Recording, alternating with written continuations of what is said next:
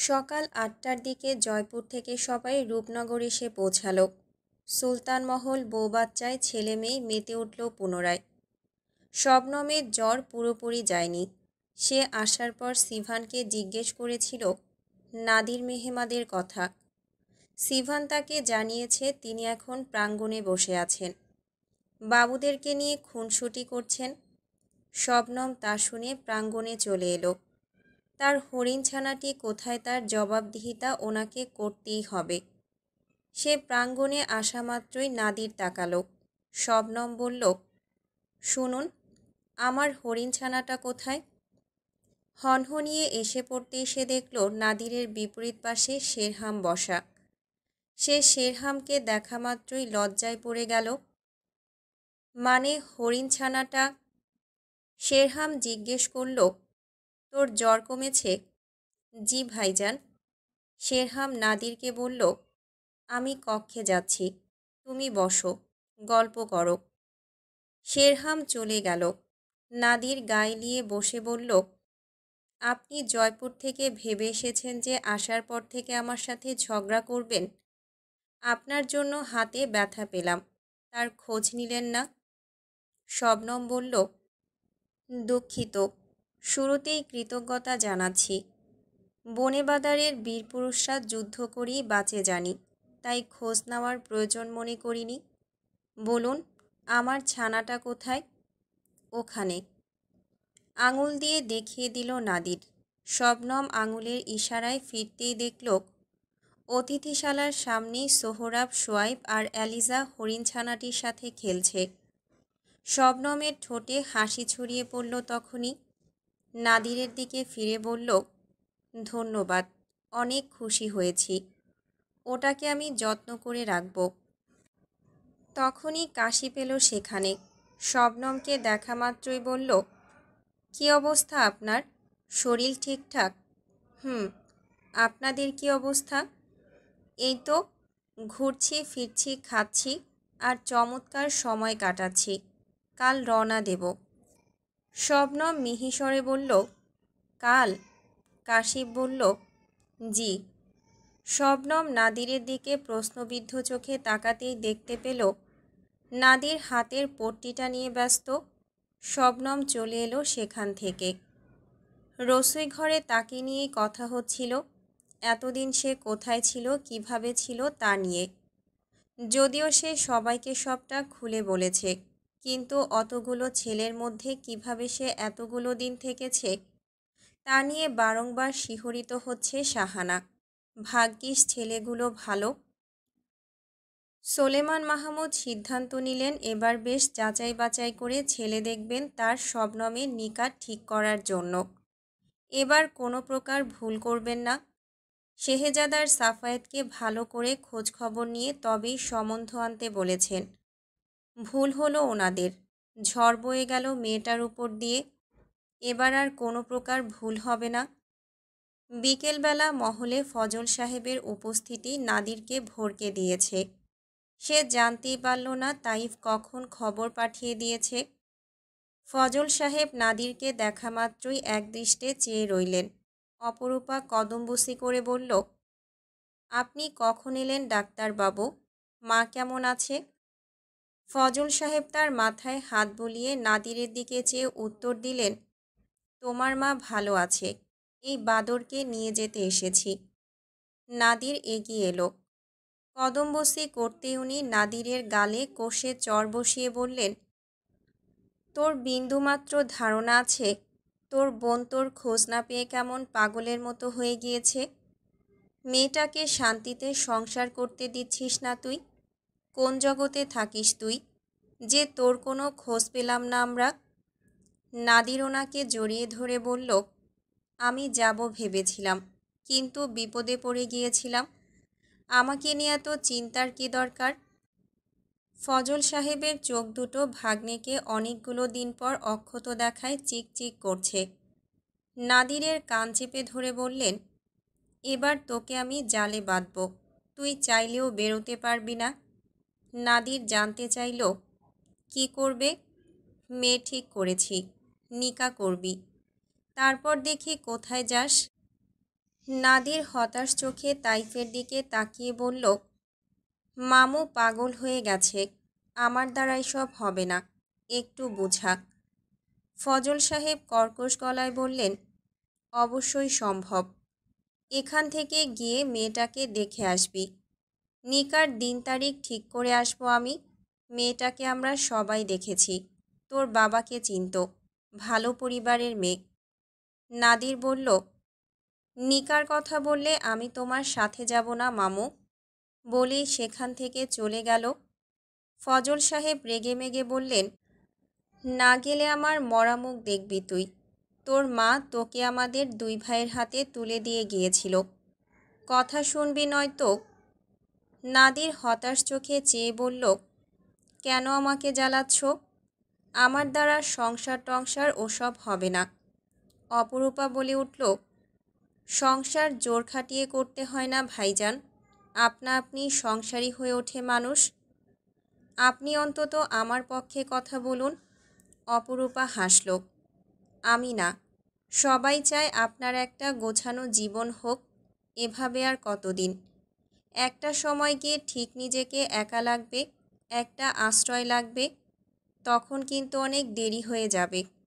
তাই বলল, চাচ্চু, ওর সাথে কথা বলার দরকার নেই, বাড়ি নিয়ে চলো। নাদিয়া আপা দেখে নেবে, ওকে একমাত্র আপাই সামলাতে পারে। নাদির মেজাজ দেখিয়ে বলল, এরকম করলে আমি যাব না। বলেই গটগট পায়ে হেঁটে চলে গেল। ফজল সাহেব কেদারায় বসে পড়লেন। অপরূপা নাশতা পানি দিল। সোলেমান সাহেব শেরতাজ সাহেব এলেন বাইরে থেকে। ফজল সাহেবকে দেখে উত্তেজিত হলেন। খুশি হলেন শেরতাজ সাহেব। সোলেমান মাহমুদের সাথে সাক্ষাৎ করিয়ে দেওয়ার কয়েক মুহূর্তের মধ্যেই ভালোই গল্প জমে উঠল তাদের মধ্যে। অ্যালিসাও এসে যোগ দিল সেখানে তার গুরুত্বপূর্ণ মতামত পেশ করার জন্য।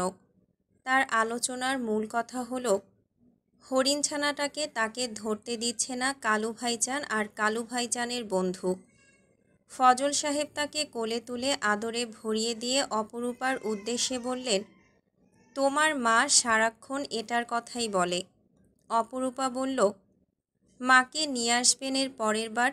আমি তো ভেবেছিলাম এবারই আসবে। আসবে, আমি নিয়ে আসব। অপরূপা মিষ্টি হাসল। তন্মধ্যেই সদর কক্ষে শেরহামের প্রবেশ। তাকে দেখা মাত্রই ফজল সাহেব বলে উঠলেন, আরে বারে সুলতান, কি খবর আপনার? অপরূপা চলে গেল। শেরহাম ফজল সাহেবের হাতে হাত মিলিয়ে বলল, এই তো আছি, কখন এলেন? শেরতাজ সাহেব সোজা হয়ে বসল। ছেলেটার সবার সাথে হেসে মেতে কথা বললে ওনার ভালো লাগে, শান্তি পান। মনে হয় আর কিছু চাওয়ার নেই জীবনে। নাতির মুখটা দেখলে তো বুকটা ভরে ওঠে খুশিতে। এই ছেলেটাকে হারিয়ে কি তিনি এক মুহূর্তের জন্য ভালো ছিলেন? উত্তর আসবে না। এক মুহূর্ত উনি আনন্দ পাননি, শান্তি পাননি। তার কর্মের কথা মনে হলে বুক পাথর হতো ঠিক, কিন্তু ভালো কিছু খেতে নিলে, মহলে কোনো মেলা মজলিস হলে নিজের রক্তের কথা মনে পড়তো ওনার। ভাবতেন ছেলেটারও একটা সুন্দর ভবিষ্যৎ হতে পারত। ওনার সেই দীর্ঘশ্বাস বোধহয় উপরওয়ালা সইতে পারেননি। কত বড় রহম করলেন উনি। জায়নামাজে বসলে শুকরিয়া জানিয়ে শেষ করে উঠতে পারেন না উনি। এলিজা এতক্ষণ শেরহামকেই দেখছিল। ওমা, এটা তো তার কালু আব্বা। সে খুশি হয়ে চিৎকার দিয়ে বলল, এই কালু আব্বা। শেরহাম ভ্রু নাচালো, দাঁড়িয়ে পড়ে বলল, আসি, আপনারা গল্প করুন। সে পা বাড়াতেই এলিজা দৌড়ে এলো, তার সামনে পথ আটকে দাঁড়ালো। কোমরে হাত দিয়ে বলল, দিলি করছ কেন আবার? কালু ভাইজানের আম্মা বোকা দিছে কেন? আলকব্বে। শেরহাম তার সামনে হাঁটু ভেঙে বসে বলল, কি করবে তুমি? এলিজা তার কাছে এগিয়ে এলো, গলা জড়িয়ে ধরল। শেরহাম তাকে নিয়ে দাঁড়িয়ে পড়ল, গালে টাপুস টুপুস আদর করে উপরে তুলে বলল, আঙুর খাবে? এলিজা মাথা নাড়ল। তারপর যেতে যেতে শেরহামের মুখ তার দিকে ফিরিয়ে জানতে চাইল, আল দুস্তমি কলবে? শেরহাম হো হো করে হেসে উঠল তার কথায়। মহলের মেহমান আর পুরুষ লোকদের জন্য রাতের খাবার সাজানো হয়েছে। সায়রা, শবনম, আয়শা মিলে টেবিল সাজিয়েছে। তাদের সাথে ছোটাছুটি করে কাজ করছে এলিজাও। তবে কাজ ছিল রসুই ঘর থেকে একটা একটা করে গ্লাস আনা, যদিও সেই দায়িত্ব তাকে দেওয়া হয়নি। কেঁদে কেটে জোর জবরদস্তি করে সেই দায়িত্ব সে নিজের কাঁধে তুলে নিয়ে সানন্দে কাজ করে যাচ্ছে। তার হাত থেকে গ্লাস পড়ে ভেঙে যাবে এই ভয়ে বারংবার সতর্ক বানিয়ে এলেও সে মনের আনন্দে কাজ করে যাচ্ছে। গ্লাস এনে দেওয়ার পর তার দায়িত্ব পড়ল সবাইকে ডেকে আনা। সদর কক্ষে তার বাপ, চাচা, জ্যাঠা, দাদা, মেহমান, ভাই সকলেই উপস্থিত। সে নেচে কুদে সদর কক্ষে গিয়ে তার আব্বাকে বলল খেতে যাওয়ার জন্য। তারপর সাফায়েতকে বলল, তারপর নাদিরকে, তারপর কাশিফকে, তারপর তার দাদাদের। তারপর এলো কালু ভাইজানের আব্বার কাছে। আঙুল তুলে নেড়ে নেড়ে সে তার প্রিয় কালু আব্বাকে শুধালো, তুমি আমার সাথে ভাতু খাবে। সকলেই ইতিমধ্যে প্রস্থানের জন্য প্রস্তুত। তার কথায় সকলেই কর্ণপাতার দৃষ্টি করল তাদের দিকে। শেরহাম তার পা লম্বা করে টেনে কেদারায় হেলান দিয়ে বসতেই এলিজা তার পায়ের উপর ভর দিয়ে গা বেয়ে উপরে উঠে গলা জড়িয়ে গালে গাল ঘষে টুক করে চুমু দিয়ে বলল, তুমি আমার আব্বার সাথে ভাতু খাবে। দাদু ভাইয়েরাও সাথে খাবে। মোজা মোজা করে মাংস দিয়ে ভাতু খাবে। শেরহাম ভ্রু কুঁচকে বলল, না খেলে কি করবে? দুহাত দিয়ে তার গালটা নিজের দিকে ফিরিয়ে আঙুল নেড়ে নেড়ে এলিজা জিজ্ঞেস করল, আবাল কালু ভাইজানের আম্মার সাথে খাবে? শেরহাম তার এরূপ প্রশ্ন শুনে হো হো করে হাসতে হাসতে বলল, কে বলেছে সব কথা? এলিজা তাকে হাসতে দেখে নিজেও খিলখিল করে হেসে উঠে বলল, অ্যালিচা বলছে। শেরহাম তাকে কোলে নিয়ে দাঁড়িয়ে পড়ল। বলল, এলিজার সাথে খাবো। যেতে যেতে শেহজাদ হাসি মুখে আরও একবার ঘাড় ফিরিয়ে তাকালো তাদের দিকে। এলিজার আদরে আবদারে মেহমানদের ডাকাডাকিতে শেরহাম বহুদিন পর এক টেবিলে সবার সাথে বসে খেল। আর খাবার টেবিলে তার উপস্থিতিতে সবার চোখে মুখে যে অদ্ভুত দীপ্তি আনন্দ ছড়িয়ে দিয়েছে তার নজর এড়ানোর মতো নয়। শেরতাজ সাহেব বহু বছর পর যেন অন্যরকম তৃপ্তির সঙ্গে খেলেন। আড়ালে যে ওনার চোখ দুটো বারংবার ভিজে উঠছিল তার শেহজাদের কাছে আড়াল ছিল না। ভাইজানের অবস্থার জন্য মনে মনে নিজেকে দোষী সাব্যস্ত করার সেও আজ নিষ্কৃতি পেল যেন। ভাইজান মহলে আসার পরও তারা একসাথে বসে খেয়েছে, অথচ তখন একে অপরের প্রতি কত রোষ, ক্রোধ, ক্ষোভ ছিল। সে এক অচেনা শেরহাম সুলতান ছিল, আর আজকের মানুষটা একাই সুলতান বংশের দীপাধার। গর্বে, উল্লাসে, আনন্দে শৈশবের স্মৃতি রোমন্থনে শেহজাদের বুকটা ভারী হয়ে আসে, গলায় ভাত আটকায়। এমন একটা দিনই তো সে চেয়েছিল তার জীবনের সমস্ত পুণ্যের বিনিময়ে। তটিনী বিছানায় চাদর বিছিয়ে দিতে দিতে বলল, আব্বা তোমাকে কিছু বলেছে? শেরহাম কেদারায় ভাবুক হয়ে বসেছিল। জবাব দিল, না। কেন? এমনি। তটিনী চাদর বিছানো শেষে তার পেছনে এসে গলা জড়িয়ে ধরে গালে ফটাফট কয়েকটা চুমু খেয়ে বলল, আজকে একসাথে খেয়েছো তাই আমি খুব খুশি। তুমি জানো সবাই কত খুশি হয়েছে? জানি। তুই সর, আমি ঘুমাবো, মাথা ব্যথা করছে। তেল মালিশ করব? এতদিন ঘুম হয়নি তাই হয়তো। দেব? হুম। তটিনী তেল এনে তার মাথায় মালিশ করে দিল। শেরহাম চোখ বুজে এলে তটিনী বলল, বিছানায় গিয়ে শুয়ে পড়ো।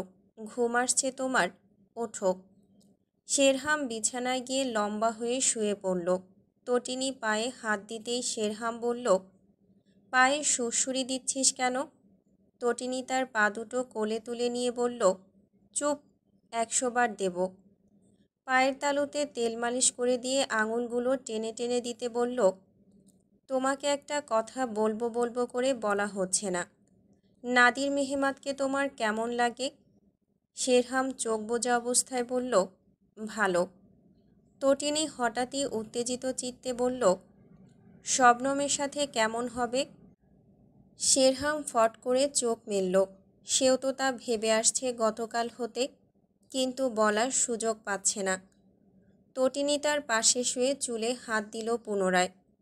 কপাল ও চুলে মালিশ করতে করতে বলল, বলো। শবনমের সাথে কিন্তু ওনার অনেক আগেই নিকার কথা হয়েছিল, কিন্তু তখন কেউই রাজি ছিল না। শেরহাম বলল, তুইও আমার মতো ভাবছিস? তটিনী জিজ্ঞেস করল, তুমিও তা ভাবছিলে? হুম, ছেলে ভালো, যদিও একটু গোঁড়ামি আছে, তোমার মতো আর কি। বলা মাত্রই তটিনী জিভে কামড় খেল। শেরহামের চোখ দুটো বড় বড় হয়ে এলো। তটিনী তার বুকে মুখ লুকিয়ে ফেলে বলল, ওরে বাপরে, আর বলবো না, মাফ করো ভাই। শেরহাম হেসে ফেলল নিঃশব্দে। তটিনীকে বুঝতে না দিয়ে বলল, ছাড়।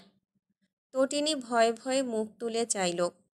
যখন দেখল বিপদসংকুল কেটে গিয়েছে, তখন ফিক করে হেসে বলল, আমি এই ঘাড়তেরাটাকে নিয়ে খুব খুব খুব সুখে আছি। তাহলে শবনম কেন নয়? আর তুমি জানো মনে হচ্ছে, শবনমও সেটা চায়। আমি সিভানের কাছ থেকে নাদির মেহমাদের খবর নিতে শুনেছি, কিন্তু ছেলেটার মা বাবা কেউ নেই। আব্বা বোধহয় এটা মানবেন না। নাদির যেখানে চায় না সেখানে। ও চায় না তোকে কে বলেছে? টনি মুখ গোমরা করে বলল, ডাক্তারবাবুই বলেছিল ও বিয়ে শাদি করতে চায় না, শবনম হলে করবে। তটিনী অবাক গলায় বলল, তুমি কি করে বুঝলে? জানি না মনে হলো। তটিনী তার চুল মালিশ করে দিয়ে কপালে কয়েকটা চুমু খেয়ে বলল, ঘুমাও, আমি সোহরাব কোথায় দেখি। ওদের ব্যাপারটা আমার কানে তুলে দেব, বাকিটা যা হয় হবে। শেরহাম বলল, আর কিছুক্ষণ থাক, ঘুম এলে চলে যাস। বলেই তটিনীকে বুকের নিচে টেনে নিল। তটিনী তার বুকে লেপ্টে বলল, ঘুমিয়ে গেলে নিজেকে ছাড়িয়ে নেব কি করে? দরকার নেই। পরম শান্তিতে চোখ বুজল তটিনী। ঘুমের জন্য বরাদ্দকৃত কক্ষের দিকে পা বাড়িয়েছিল নাদির আর কাশিব। শবনম, সায়রা আর আয়শা সেই পথ ধরেই হেঁটে যাচ্ছিল। দেখা হয়ে যাওয়ায় সায়রা আর আয়শার সাথে নাদির আর কাশিবকে পরিচয় করিয়ে দিল শবনম। কাশিব বলল, মহলে আসার পর এতগুলো মেয়ে দেখছি, কার কি নাম সব ভোলার পথে। সবাই হেসে ফেলল। সায়রা বলল, এই বয়সে এত ভোলা হলে চলবে? ভালোভাবে খাওয়া দাওয়া করেছেন? কাশিব মাথা চুলকে বলল, কি যে বলেন না, কবজি ডুবিয়ে খেয়েছি। শবনম তো জানে আমরা কি খেয়ে বেঁচে আছি। শবনম হেসে বলল, শুভরাত্রি। নাদির মৃদু হাসল। কাশিব বলল, শুভরাত্রি। তারা যে যার কক্ষপথে চলে গেল।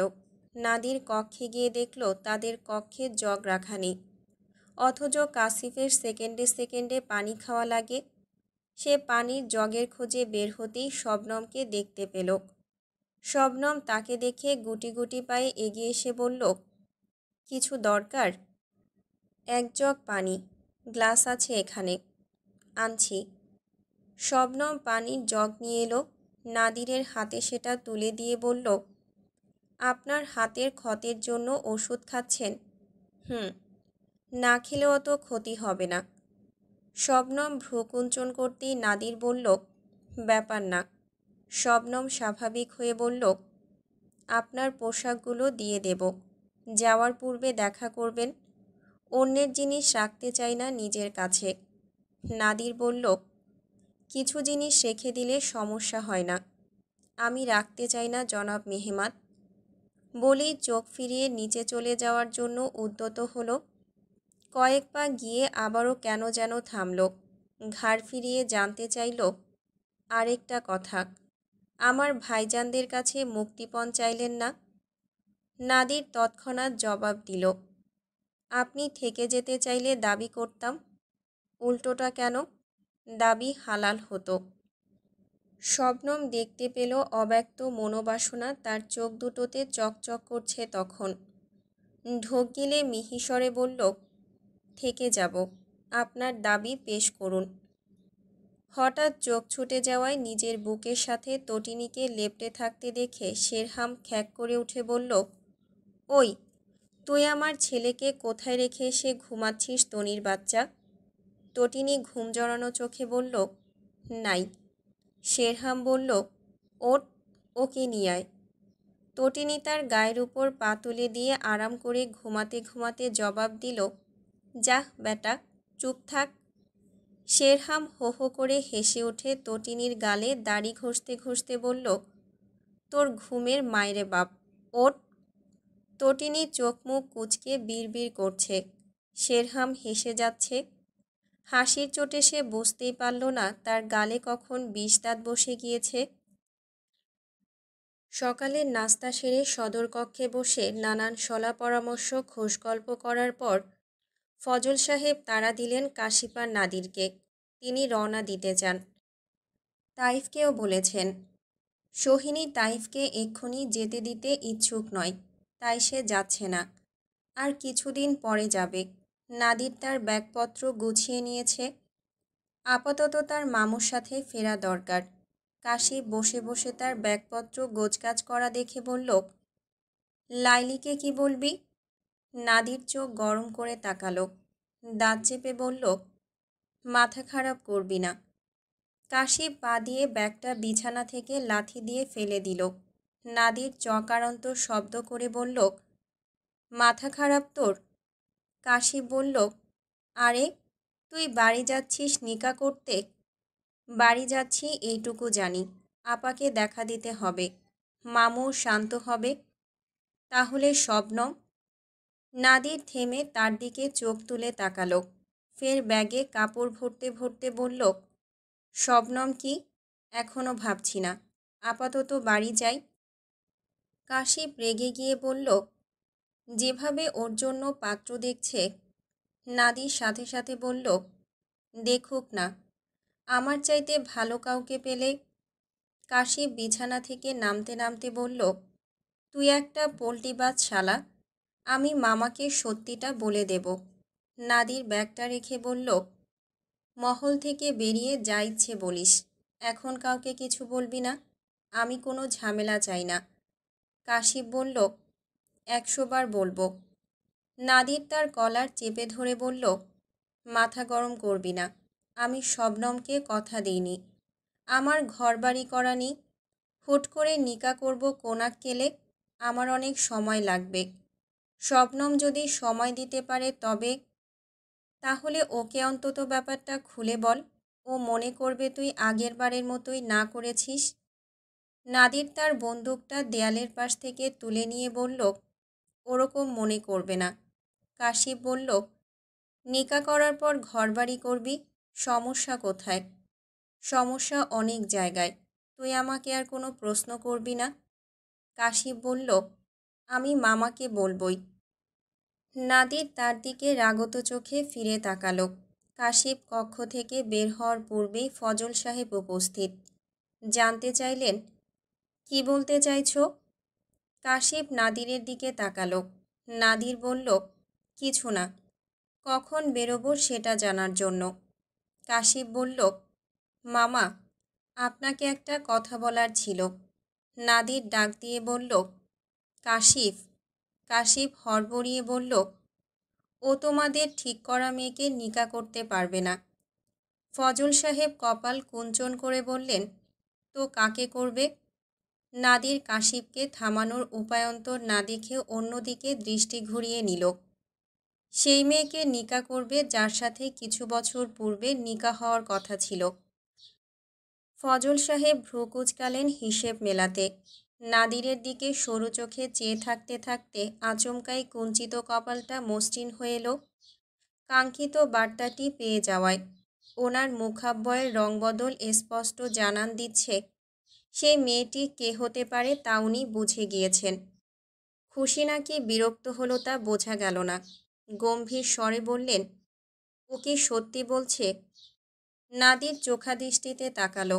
কাশিপ বলল, ও আর কি বলবে মামা, ও তো পালাতে পারলেই বাঁচে। আমি যতটুকু দেখেছি দুজনেই তখন রাজি ছিল না, কিন্তু এখন দুজনের মত আছে, শবনমেরও। ফজল সাহেব বললেন, তুই এটা আমাকে আগে বললি না কেন? নাকি ওই মেয়েটার কাছ থেকেও পালাতে পারলেই বেঁচে যাস? কাশিপ বলল, দেখো মামা, ও যতটুকু শবনমের মুখ চেয়ে হ্যাঁ বলেছে, বাইরে গেলে দেখবে না বলতে 2 মিনিটও লাগবে না। ফজল সাহেব নাদিরের দিকে চেয়ে রইলেন। তার নিরুত্তর ভাবভঙ্গিতে উনি ওনার সমস্ত প্রশ্নের উত্তর পেয়ে গেছেন। কিছু বুঝে ওঠার আগেই মেয়েলি কণ্ঠস্বর ডেকে উঠল দরজার বাইরে থেকে, আসতে পারি? সকলেই ঘাড় ফেরাতেই শবনমকে দেখতে পেল। ফজল সাহেবকে দেখে মৃদু হাসল। জনাব মেহমাদের জিনিসগুলো ফেরত দিতে এসেছি। সে দরজার বাইরে দাঁড়িয়ে রইল। ফজল সাহেব হেসে বললেন, ভেতরে এসো না, যার জিনিস তাকে দিয়ে যাও। শবনম আবারও অনুমতি নিল। আসবো? কাশিপ বলল, হ্যাঁ এসো। শবনম গুটি গুটি পায়ে কক্ষে প্রবেশ করল।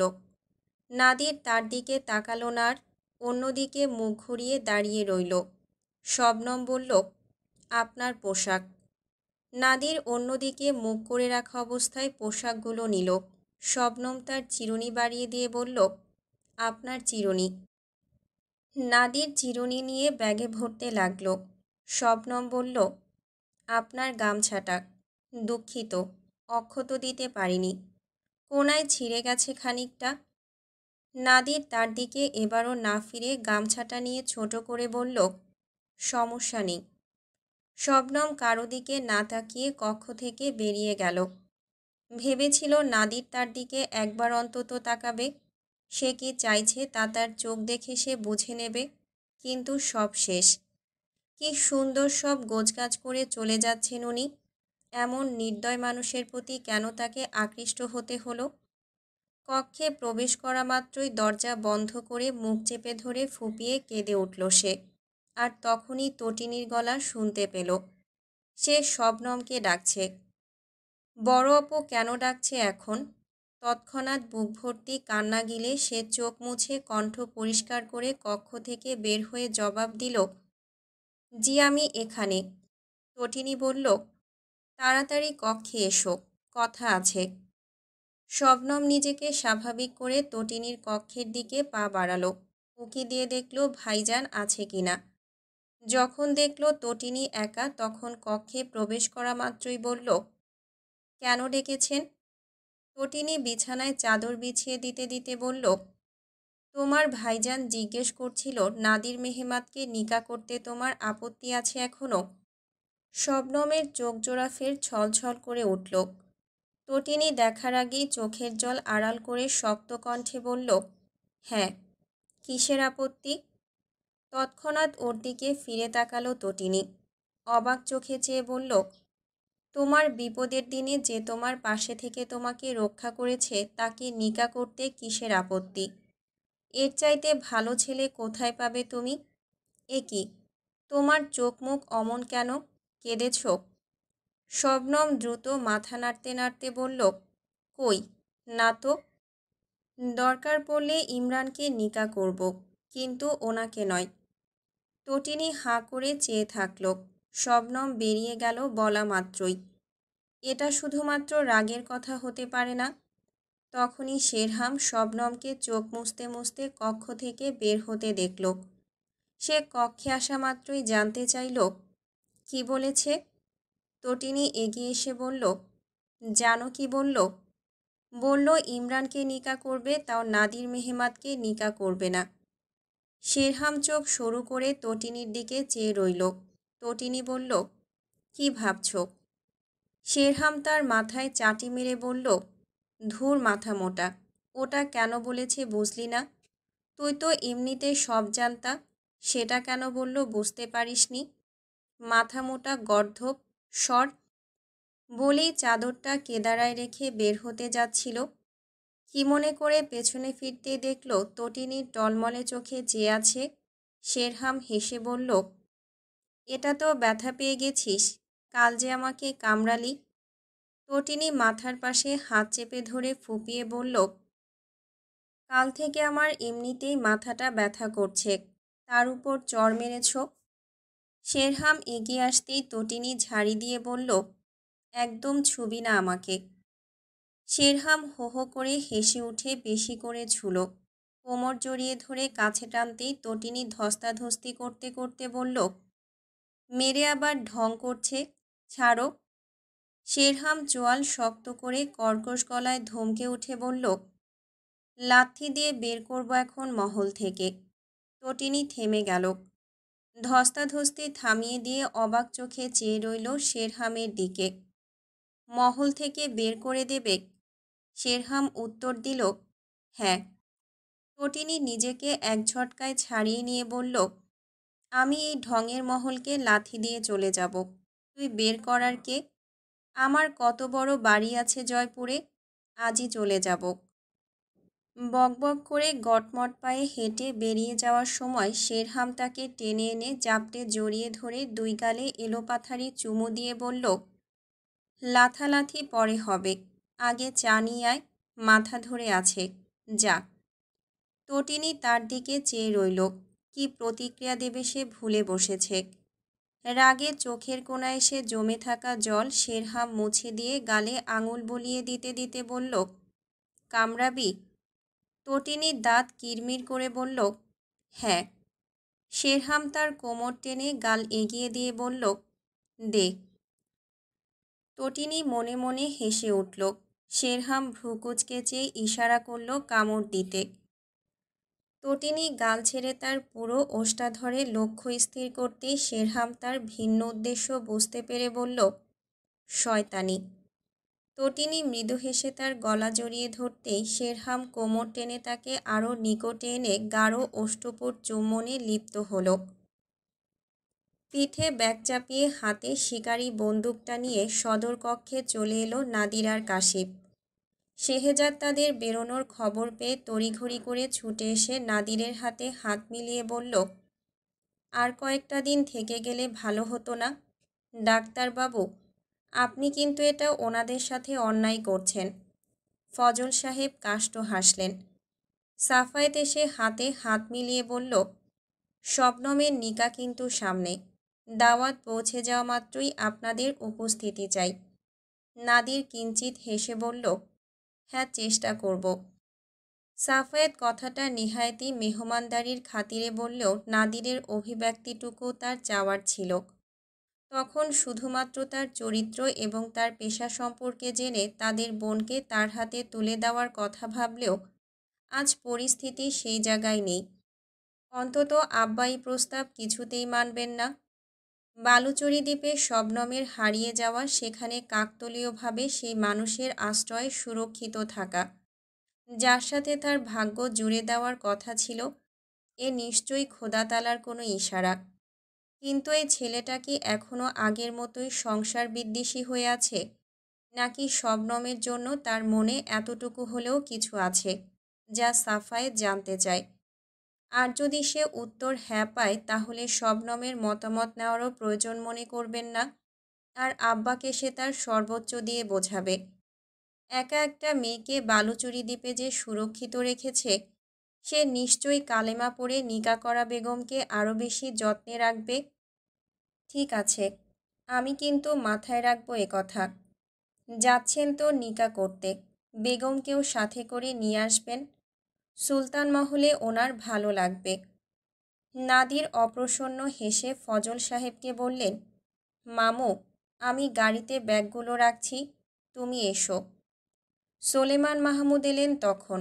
শেরতাজ সাহেব আর শাহজাহান সাহেবের কাছ থেকে বিদায় নিল নাদির। সোলেমান মাহমুদের মুখোমুখি হতেই তিনি বললেন, তোমাদের প্রতি আমার কৃতজ্ঞতার শেষ নেই।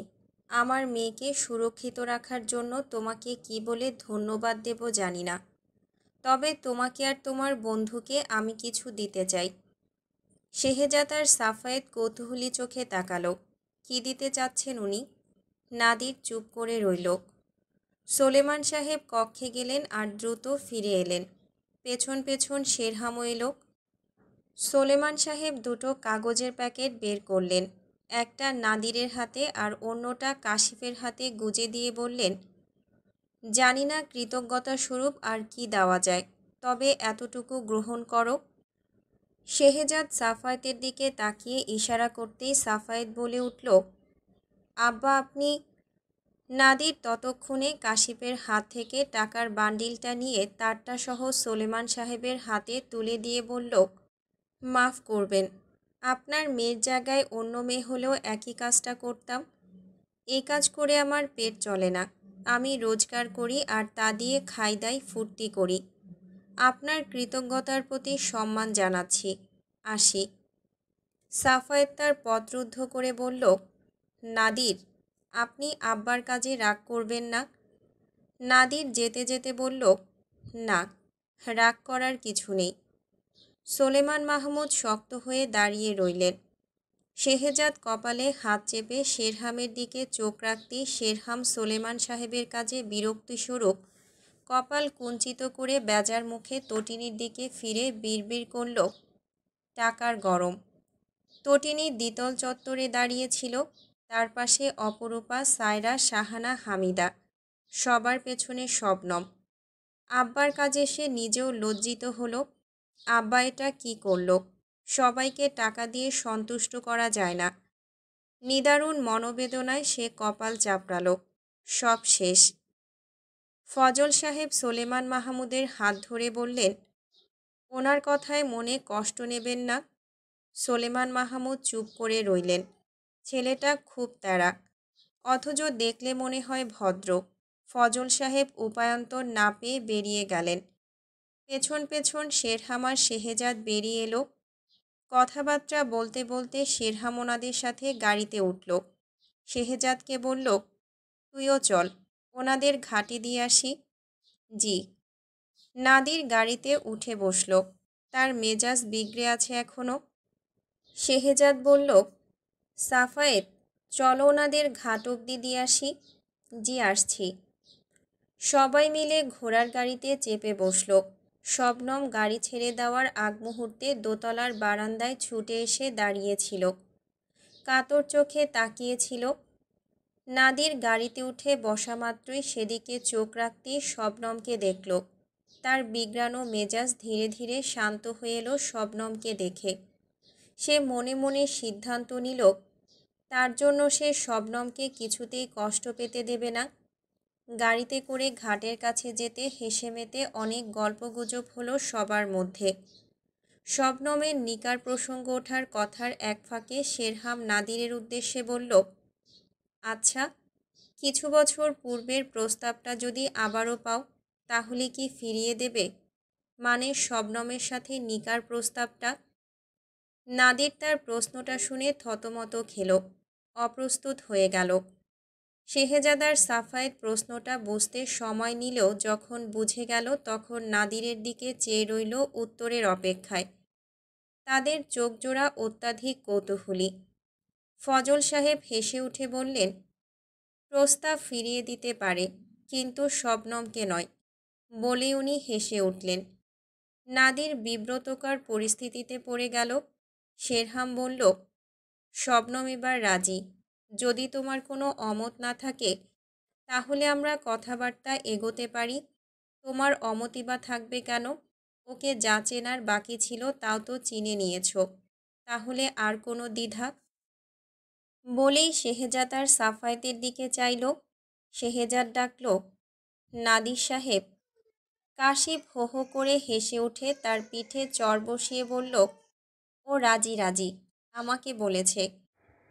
নাদির দাঁত কিরমির করে বলল, কখন বললাম? সাফায়েত বলল, শবনম কি কোনো দিক দিয়ে অযোগ্য? নাদির বলল, না না, শবনম নয়। অযোগ্য যদি কেউ হয় সেটা আমি। শেহজাদ বলল, ইমরানের চাইতেও অযোগ্য? নাদির উত্তর দিতে পারল না। শেরহাম বলল, আর কোনো কথা নয়, তোমার বোনকে নিয়ে চলে এসো, পাকা কথা বলবো। সাফায়েত বলল, আপনি যদি কাজে বাইরে বাইরে থাকেন তাহলে শবনম মহলে থাকবে সবার সাথে। আপনি যখন ছুটি পাবেন তখন আপনার আপার কাছে নিয়ে গিয়ে রাখবেন।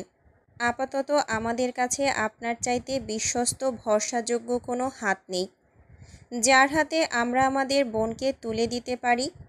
আমি আর ভাইজান গত পরশুই এই কথাটা বলছিলাম।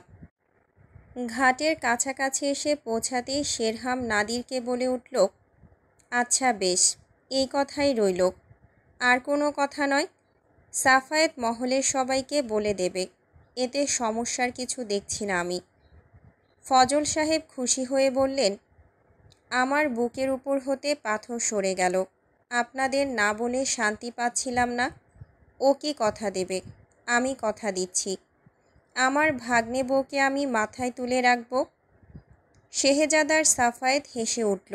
শেরহাম বলল, মাথায় তোলাটা ঝুঁকিরও বটে। সকলেই তার কথা শুনে হো হো করে হেসে উঠল। নাদির চলে গেল সেদিন। সাফায়েত মহলে এসে চুপিসারে শাহানাকে জানালো প্রথমে। শাহানা বলল, হায় হায়, এমনিতেই ছেলেটার উপর রেগে আছেন উনি, তার উপর এটা শুনলে কি বলবে? ঘরবাড়ি করেছে ওই ছেলে, ওর মামার সাথে তো কথা কাটাকাটি হয়েছিল নিকা করবে না বলে। আপনি এত কিছু না ভেবে এটা ভাবুন যে শবনম নিজেও এটা চায়। টনি আমাকে বলেছে, জিজ্ঞেস করুন টনিকে। তার উপর ছেলে ভালো, চোখ বন্ধ করে ভরসা করতে পারেন আম্মা। এই ছেলেটা কিন্তু আপনার মেয়েকে সুরক্ষিত অবস্থায় তুলে দিয়েছে আপনার হাতে। তার হাতেই মেয়ে তুলে দেন, আগে পরে ঘরবাড়ি করে নেবে সে। আপনি আব্বাকে রাজি করান। শাহানা ছেলের কথা শুনে গলে গেল। সোলেমান মাহমুদের কাছে ইনিয়ে বিনিয়ে কথাটা পারতেই তিনি রেগে আগুন। শবনম ওসব আর কানে নেয়নি। সে ভেবেছে বাবা তখনকার ঘটনাটির জন্য চিৎকার চেঁচামেচি করছেন। সে কক্ষ থেকেই বের হয়নি। সোলেমান মাহমুদ চিৎকার চেঁচামেচি করে সারা মহল মাথায় তুললেন। কিছুতেই ওই ছেলের সাথে তার সহজ সরল মেয়েকে তুলে দেবেন না। শাহানা বলল, আপনি তো একটা গুন্ডার হাতে তুলে দিচ্ছিলেন। শেরহামকে জিজ্ঞেস করুন। ইমরানের মতো কোনো খারাপ কাজের আশেপাশেও নেই ছেলেটা। আসলেই ছেলেটা ভালো, পয়সাও ভালোই কামায়। সোলেমান সাহেব আর চোখে শেরহামকে দেখলেন, তারপর বিড়বিড় করে বললেন, যে যেরকম তার পছন্দ তো সেই রকমই হবে, ঘাড়ত্যাড়া বেয়াদব। বলে উনি হনহনিয়ে চলে গেলেন। এই প্রসঙ্গ নিয়ে প্রায় সপ্তাহখানেক যুদ্ধ চলল মহলের অভ্যন্তরে। সোলেমান মাহমুদ মত দিলেন না, আবার পীড়াপিড়িও করলেন না, মৌনও থাকলেন। শবনমকে খুঁচিয়ে খুঁচিয়ে সবটা জানতে চাচ্ছিল সায়রার সোহিনী। শবনম ওদের হাত থেকে কিছুতেই নিস্তার পাচ্ছে না। চাদরের কথাটা বলতেই সায়রার সোহিনী হেসে লুটুপুটি খেল। হাসতে হাসতে বলল, বাবা, এত দূর, আগে বলিসনি কেন? শবনম বলল, দেখ, তোদের বলেছি বলে লজ্জা দিতে থাকবি এ কেমন কথা? তুই আগে তো ডাক্তার সাহেবকে সহ্য করতে পারতি না, এখন তো চোখে হারাস। সোহিনী বলল, তোকে বলেছি আমি চোখে হারাই? চোখে হারাস বলেই তো যেতে দিসনি। সায়রা তার সাথে তাল মিলিয়ে বলল, ও কিন্তু মিথ্যে বলেনি। সোহিনী বলল, মা গো মা, তোকে যে সাফায়েত ভাইজান বানু বানু বলে ডাকে তখন? সায়রা জিভে কামড় দিল, ঠাস করে চড় মেরে বলল, ওনার বোনদের সামনে এসব কী বলছিস? শবনম আর আয়শা মিটিমিটি হাসল। তটিনী কক্ষে প্রবেশ করতেই সকলেই চুপ হয়ে গেল। তটিনী বলল, শবনম, আজকে নাকি ওনারা আসছেন, বিকেলের দিকে। তুমি কোন শাড়িটা পরবে ঠিক করো। সায়রা বলল, আচ্ছা, আমরা আছি তো আপু, ঠিক করে দেব। ঠিক আছে। রূপাকে বলেছি শাড়ি দেখাতে, ও নিয়ে আসবে।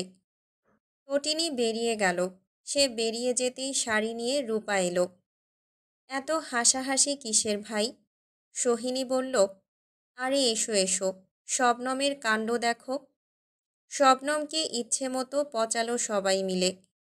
সোনালি রঙের একটা শাড়ি বাছাই করে তার মাথার উপর জড়িয়ে দিয়ে রূপা বলল, দেখো তো কেমন লাগছে? সায়রা শবনমের গাল টিপে দিয়ে বলল, তোকে যা লাগবে না এটা পরলে। ক্যাপ্টেন সাহেব, আপনি কোথায়? শবনম তার পিঠে দুম করে কিল বসিয়ে দিল। সকলেই হেসে উঠল সশব্দে। নাদিরের অভিভাবক হিসেবে নাদিরের বোন নাদিয়া আর তাইফের পরিবার এসেছে। শবনমকে দেখে নাদিয়া ভীষণ খুশি। শবনমকে শাড়ি পরা আগাগোড়া দেখে মুখ ছুঁয়ে বলল, মাশাল্লাহ, জানো, ওকে জিজ্ঞেস করলাম মেয়েটা দেখতে কেমন। কি বলল জানো? বলল মেয়েরা যেমন হয় তেমন। বোঝো কাণ্ড। শবনম মৃদু হাসল। নাদিয়া তার থুতুনি ছুঁয়ে বলল, খুব মিষ্টি, আমার ভাইয়ের পাশে খাপে খাপ। তোমাকে দেখে আমার মায়ের কথা খুব মনে পড়ছে। মা বলতো, ওর বউ ঘরে এলে দেখবি তোদের বাড়িটার একা একা পড়ে থাকবে না।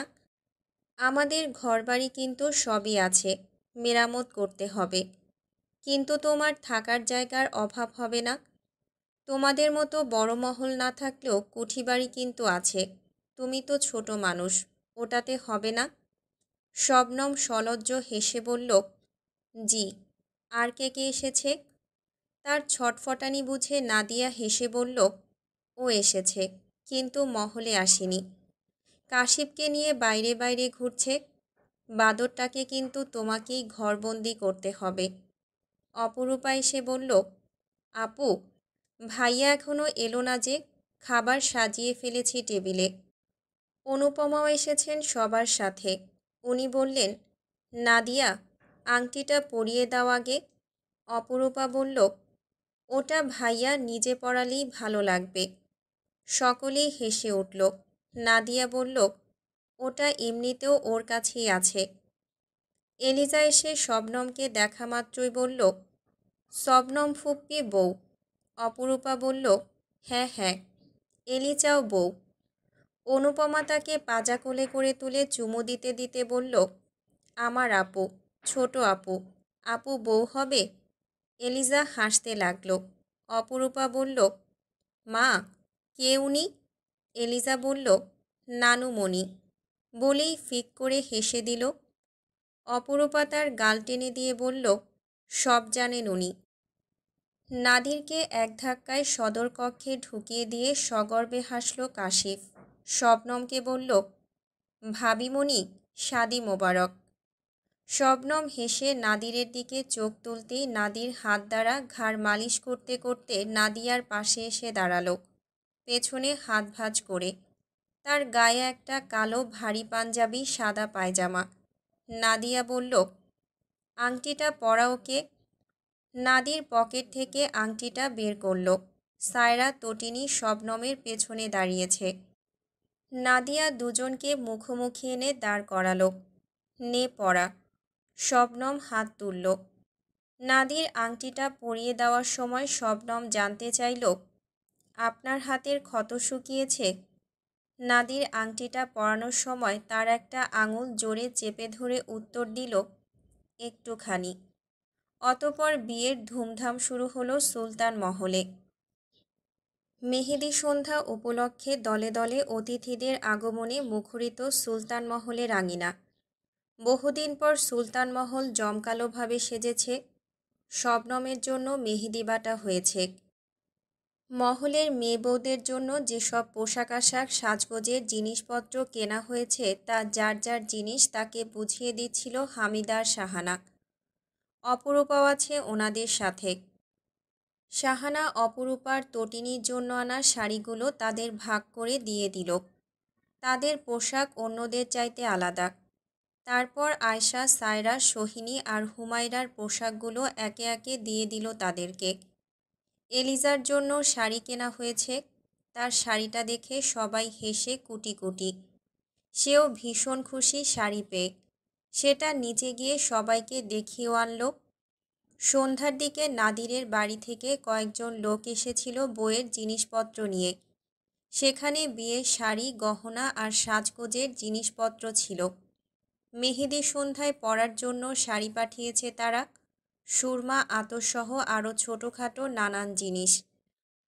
শবনম তার চেহারা নিয়ে চিন্তিত। আশির সম্মুখে বসে খুঁটিয়ে খুঁটিয়ে দেখল তার সারা মুখ ভর্তি দাগ। দাগগুলো এখনও তাজা। এগুলো ফিকে হতে মাস কয়েক সময় লাগবে। নাদিরের বাড়ি থেকে আগত সবাই বালুচুরি দ্বীপের ঘটনাটা জানায় শবনমকে অস্বস্তির মুখে পড়তে হয়নি। কিন্তু যখন সে ওই বাড়িতে যাবে, তখন তো অনেকেই তাকে দেখতে আসবে। তখন বলবে, নতুন বউয়ের মুখের কি শ্রী গো, ভাবা যায় কত দাগ। তখন সে কত লজ্জায় পড়বে। ভাবতেই তার গা শিউরে উঠল। নাদিরের সামনে তাকে কেউ কুৎসিত বললে সে তা সহ্য করতে পারবে না। নিজেকে খুব ঘৃণিত অসুন্দর মনে হবে তার। কিন্তু যখন সে মেহেদি সন্ধ্যায় হলুদাভাব সাজে সাজল, তখন দেখল তার মুখ ভর্তি কাটাছেঁড়ার দাগ ফিকে হয়ে গিয়েছে তার বধূ সাজের কাছে। আরশির সম্মুখে দাঁড়িয়ে মনে মনে আওড়ালো, আমি মোটেও অসুন্দর নই। তটিনিয়ার অপরূপার ভাগে বেনারসি শাড়ি পরেছে। দুজনের শাড়ির রং লাল টকটকে। দুজনের শাড়ির রং লাল হওয়ার পেছনের কারসাজি খোদেজার। তিনি শেহজাদকে বলেছেন যাতে বউদের শাড়ির রং লাল হয়। দুজনের নিকাহ হওয়ার পর তাদের কখনোই লাল শাড়ি পরতে দেখেননি উনি। মহলের দুই বেগম এবার লাল শাড়ি পরবে। অপরূপার শাড়ি পছন্দ হয়েছে। তার মনে আছে এই রকম শাড়ি সে প্রথম পরেছিল, যখন তার জীবনে নেমে এসেছিল চরম দুর্বিষহ। কি এক অদ্ভুত মায়াজালে বন্দিনী সে। আকপিচ কিছু না ভেবেই এমন একটা লাল রঙা শাড়ি গায়ে দিয়ে বাড়ি ছেড়েছিল, আর কাকতলীয়ভাবে এসে পড়েছিল এই সুলতান মহলে। কেমন এক টানাপোড়েনের দিন ছিল সেসব। ভাগ্য তাকে কোথা হতে কোথায় গড়িয়ে এনেছে।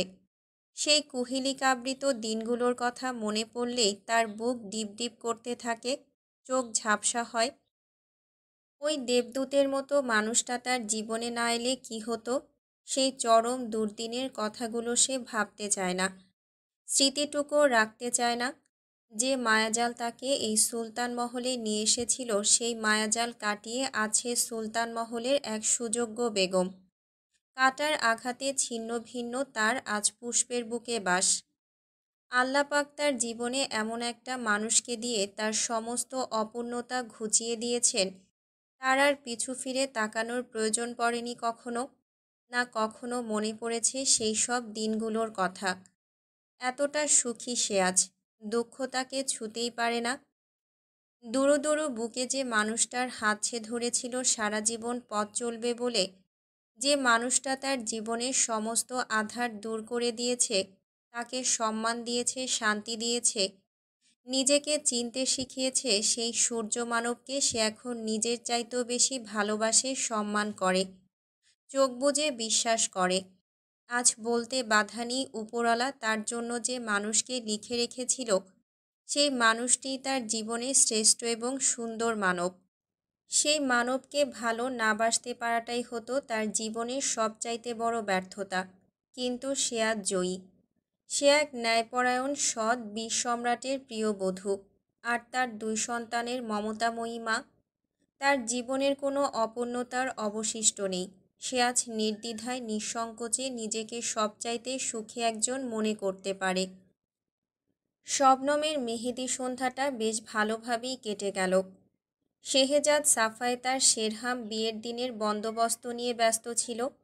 এবার অনেক মানুষকে দাওয়াত করা হয়েছে। বহুদিন পর সুলতান মহলে বিয়ের ধুম নেমেছে। সিভান রসুই ঘরার ভাইজানদের মধ্যে বার্তাবাহকের মতো কাজ করে যাচ্ছে। রসুই ঘরে মেহমানদের জন্য খাবার দাবার পাক করা হচ্ছে। 4-5 জনের মতো নতুন বুয়া আনা হয়েছে। হুমায়রা অপরূপা তটিনিয়ার সায়রার সাথে হাতে হাতে কাজ এগিয়ে দিচ্ছে। বয়স কম হলেও মোটামুটি রান্নাঘরের সব কাজ সে পারে। বুদ্ধি হওয়ার আগ থেকেই সে কাজ করত দাদির সাথে। এই মহলে তাকে রেখে দিয়েছিল তটিনী।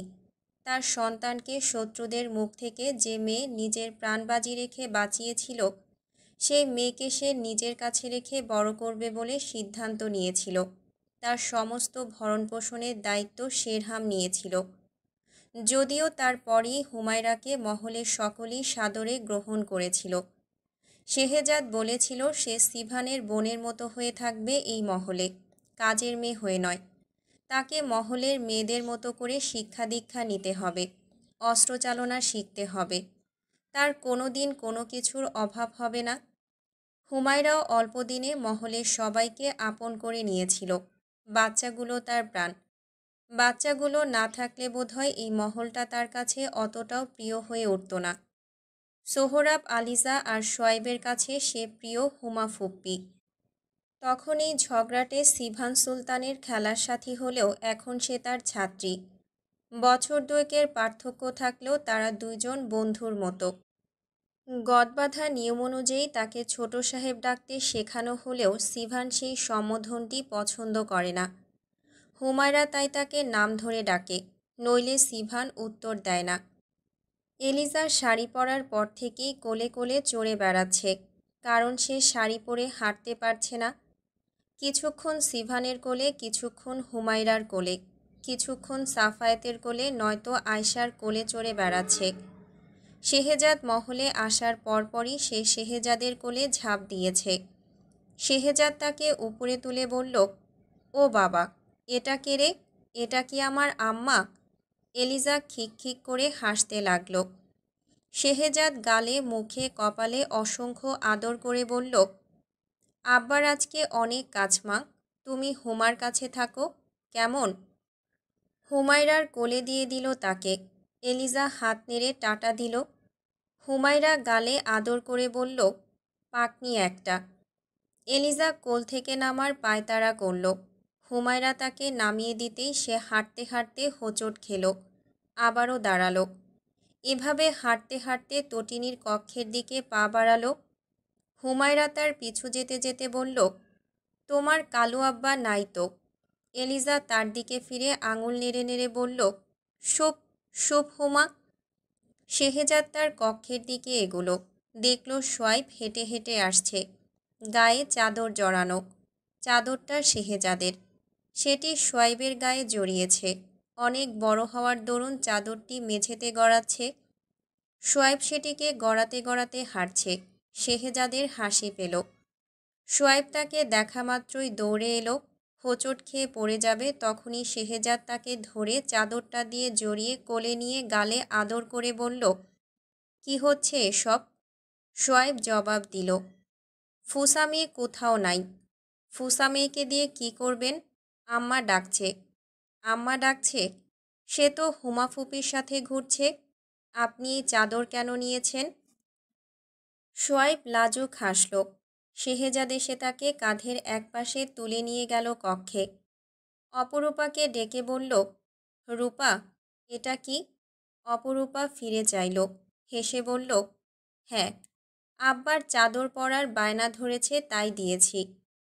শেহজাদ চোখ ছোট ছোট করে সোয়াইবের দিকে তাকাতেই সোয়াইব খিক করে হেসে তার গলা জড়িয়ে ধরতেই শেহজাদ মুখ দিয়ে সুড়সুড়ি দিল তার বুকে। সোয়াইব হাসতে লাগলো জোরে সোরে। এলিজা তৎক্ষণাৎ দরজার ধাক্কা দিয়ে ঘরে ঢুকে বলল, এই কালু ভাইচানের বন্ধু। কালু ভাইচান আর কালু আব্বা কোথায়? শেহজাদ আর অপরূপা তার কথা শুনে হেসে ফেলল। অপরূপা তাকে কোলে তুলে নিয়ে এলো। সোয়াইবের পাশে দাঁড় করিয়ে দিয়ে বলল, ভাইজান ডাকবেন, কতবার বলেছি? এলিজা দুঃখ পেল, ঠোঁট টানল। শেহজাদ চট করে তাকে বুকে চেপে ধরে বলল, রূপা, তোমাকে কিন্তু খুব খুব মারব। অপরূপা হাসতে লাগল। দুই ভাই বোন চলে যেতেই অপরূপা জানতে চাইল, আপনার খাওয়া দাওয়া হয়েছে নাকি শুধু কাজ করেই চলেছেন? শেহজাদ গায়ের পোশাক পাল্টে নিতে নিতে বলল, খেয়েছি। তোমার খাওয়া দাওয়া হয়েছে? হুম। কাল ভালোই ভালোই বিয়েটা মিটে গেলেই হলো। এখন ঘুমাবো, চোখ দুটো জ্বলছে। অপরূপা বলল, আপনি শুয়ে পড়ুন, আমি আলো কমিয়ে দিচ্ছি। শেহজাদ শুয়ে পড়ে বলল, মলম দাও তো একটু, চোখ দুটো আর কপালটা টানছে। অপরূপা মলম নিয়ে এলো। পাশে বসে কপালে আলতো করে মলম মাখিয়ে দিতে দিতে বুকে থুতুনি ঠেকাতেই গরম অনুভব হলো। কপালে হাত দিয়ে দেখল কপালটাও খুব গরম। এ কি, আপনার তো ভারী জ্বর এসেছে, আমি ডাক্তারবাবুকে বলি, দাঁড়ান। শেহজাদ তার হাত ধরে রেখে বলল, কিচ্ছু লাগবে না, একটা ভেজা কাপড় দাও তো কপালে, কমে যাবে। অপরূপা জোর করে নিজেকে ছাড়িয়ে নিল, ওষুধ এনে খাইয়ে দিল। ভেজা কাপড় এনে গা, হাতের তালু, পায়ের তালু মুছে দিয়ে কপালে পট্টি চেপে ধরে বলল, আপনি এমন কেন? শেহজাদ মিহিস্বরে জানতে চাইল, কেমন? বড্ড অদ্ভুত। নিজের কথা একটুও ভাবেন না তো? কার কথা ভাবি? কারো কথা ভাবেন না। আমাদের কথা ভাবলে কি নিজের এতটা অযত্ন করতেন?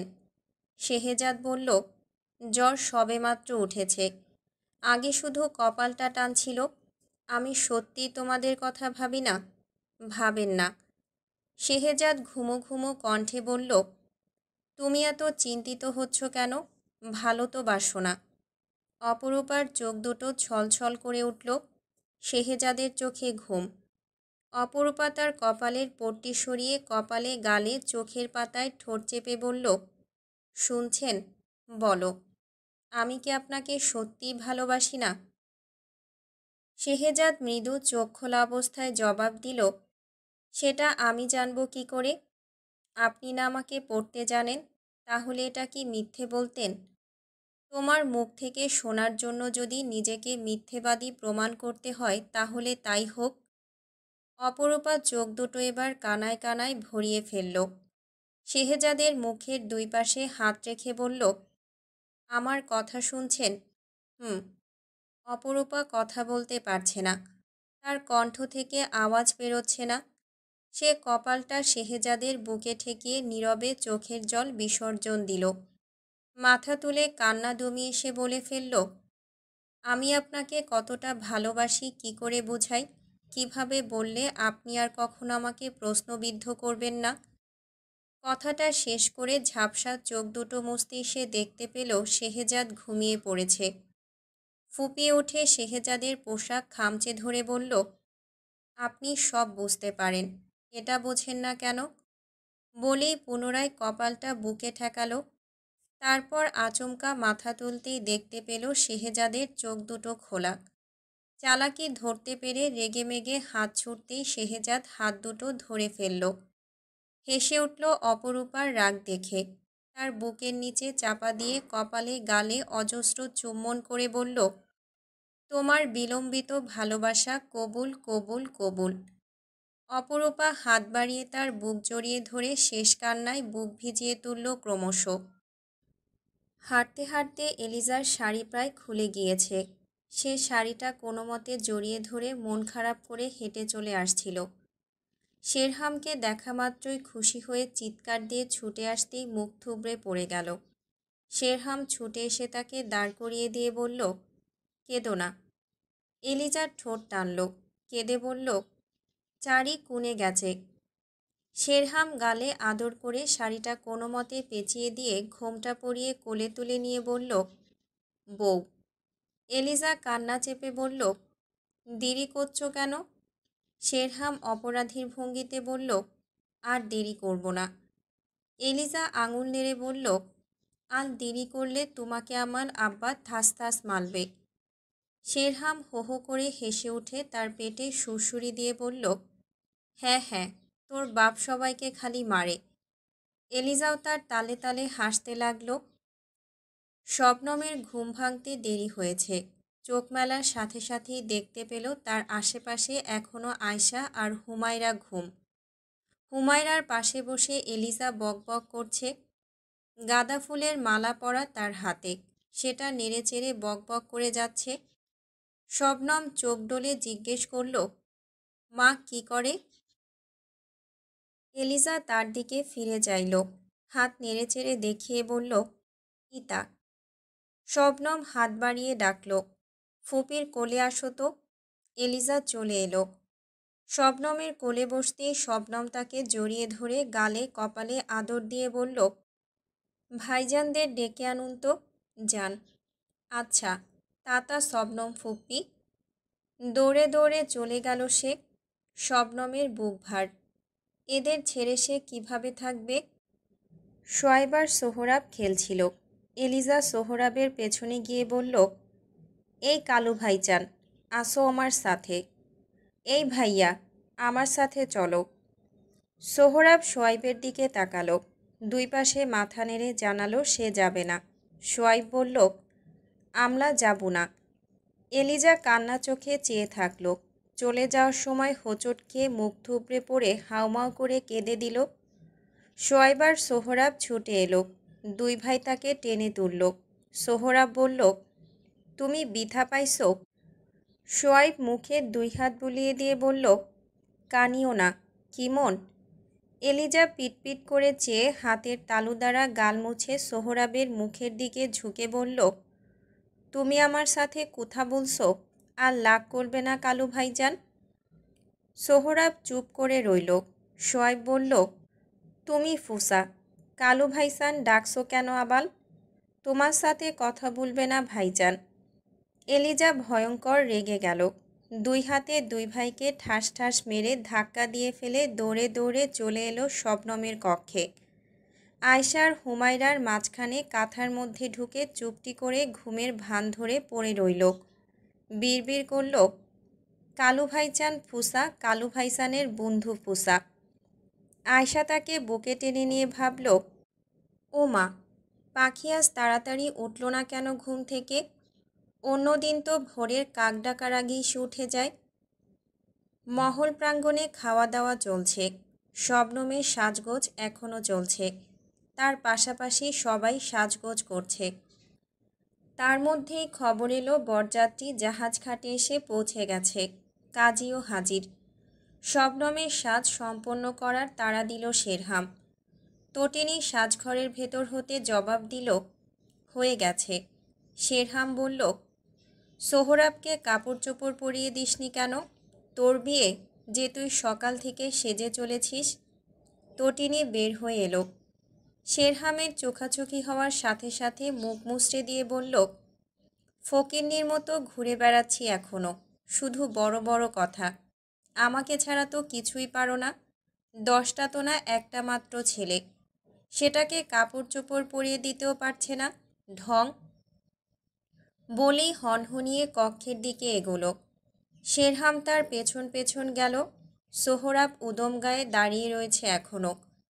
তটিনীকে দেখা মাত্রই হাসল। তটিনীও হাসল। ছেলেকে জড়িয়ে ধরে আগে আদর সোহাগ করে নিল।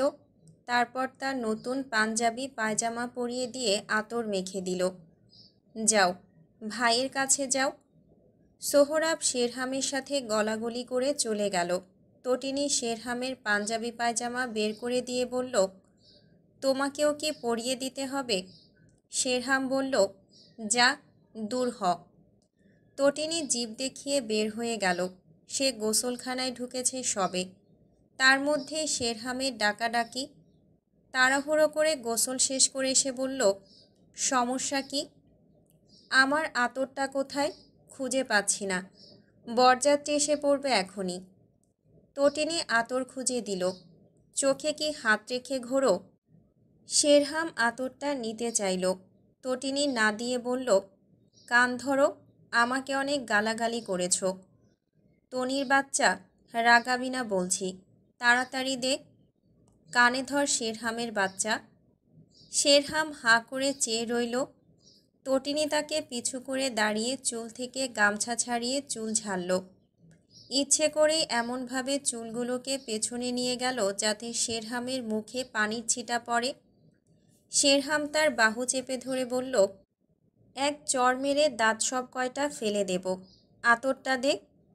তটিনী জেদ ধরে বলল, দেব না, কি করবে করো। শেরহাম তার কোমর টেনে কাছে নিয়ে এলো। শক্ত করে ধরে হাতটা চেপে ধরে আতরটা কেড়ে নিয়ে হেসে উঠে বলল, সিংহের সামনে তুই পুচকে ইঁদুর। তটিনী আতরটা কেড়ে নিল পুনরায়। গায়ে মাখিয়ে দিতে দিতে নাকেও ডলে দিল। শেরহাম কপাল কুঞ্চন করতেই তটিনী বলল, আমি ইঁদুর? তাহলে ইঁদুরের দাঁতের কামড় খাও। বলেই শেরহামের বাহুতে দাঁত বসিয়ে দিল। শেরহাম ঘাড় ধরে ঠেলে দিয়ে বেরিয়ে গেল কক্ষ হতে। নাদির প্রাঙ্গণে দাঁড়িয়েছিল। শেহজাদ সাফায়েতার শেরহামের সাথে। তাদের সাথে কথা বলছিল। শাহানা সাফায়েতকে ডেকে বলল, নতুন বরকে আমি মিষ্টিমুখ করাবো না? তোমরা সকলেই ওখানে দাঁড়িয়ে আছো, আজব। সাফায়েত নাদিরকে নিয়ে এলো। শাহানা তাকে মিষ্টিমুখ করিয়ে বলল, আসার সময় কোনো অসুবিধা হয়নি তো বাবা? না। কাশি প্লেট থেকে মিষ্টি তুলে মুখে পুরে বলল, অসুবিধা হবে কেন? বরঞ্চ পথ কেন ফুরোচ্ছে না এই নিয়ে বেচারার কী যে অস্থিরতা। নাদির তার পিঠে কিল বসিয়ে বলল, চুপ থাক। উপস্থিত সকলেই হো হো করে হেসে উঠল। কাশিফ মিষ্টি খাওয়া শেষে আয়শাকে ডেকে বলল, জনাবা লাইসা খাতুন, এক গ্লাস পানি হবে? আয়শা হতবম্ব। লাইসা খাতুনকে? কেন? আপনি?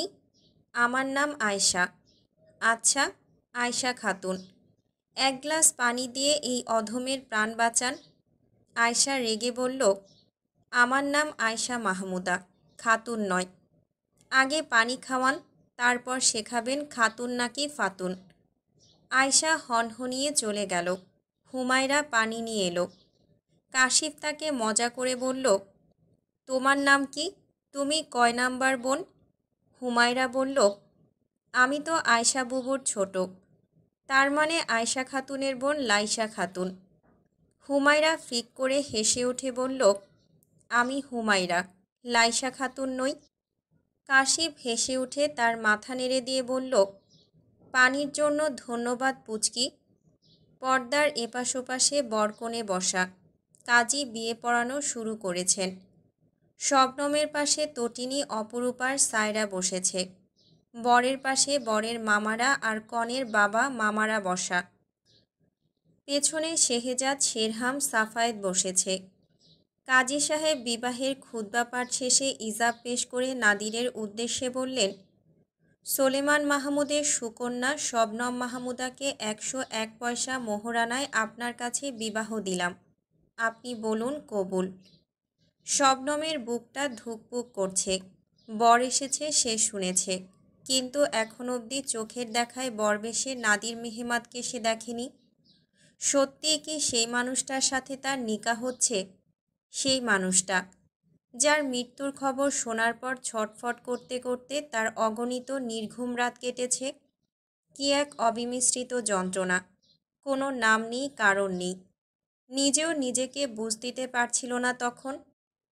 যে তার কেউ হয় না, যার সাথে তার কিচ্ছু নেই, তার অমন দুঃসংবাদটা শুনে কেন তার অমন লেগেছিল, সে কাউকেই তা বলতে পারেনি, না নিজেকে বোঝাতে পেরেছে। অথচ আজ সেই মানুষটি ঘুরে ফিরে তার জীবনে পদার্পণ করতে যাচ্ছে, যে হবে চিরসঙ্গী। কিন্তু এত সময় নিচ্ছে কেন? সমস্ত প্রতীক্ষা অপেক্ষার অবসান ঘটল অবশেষে।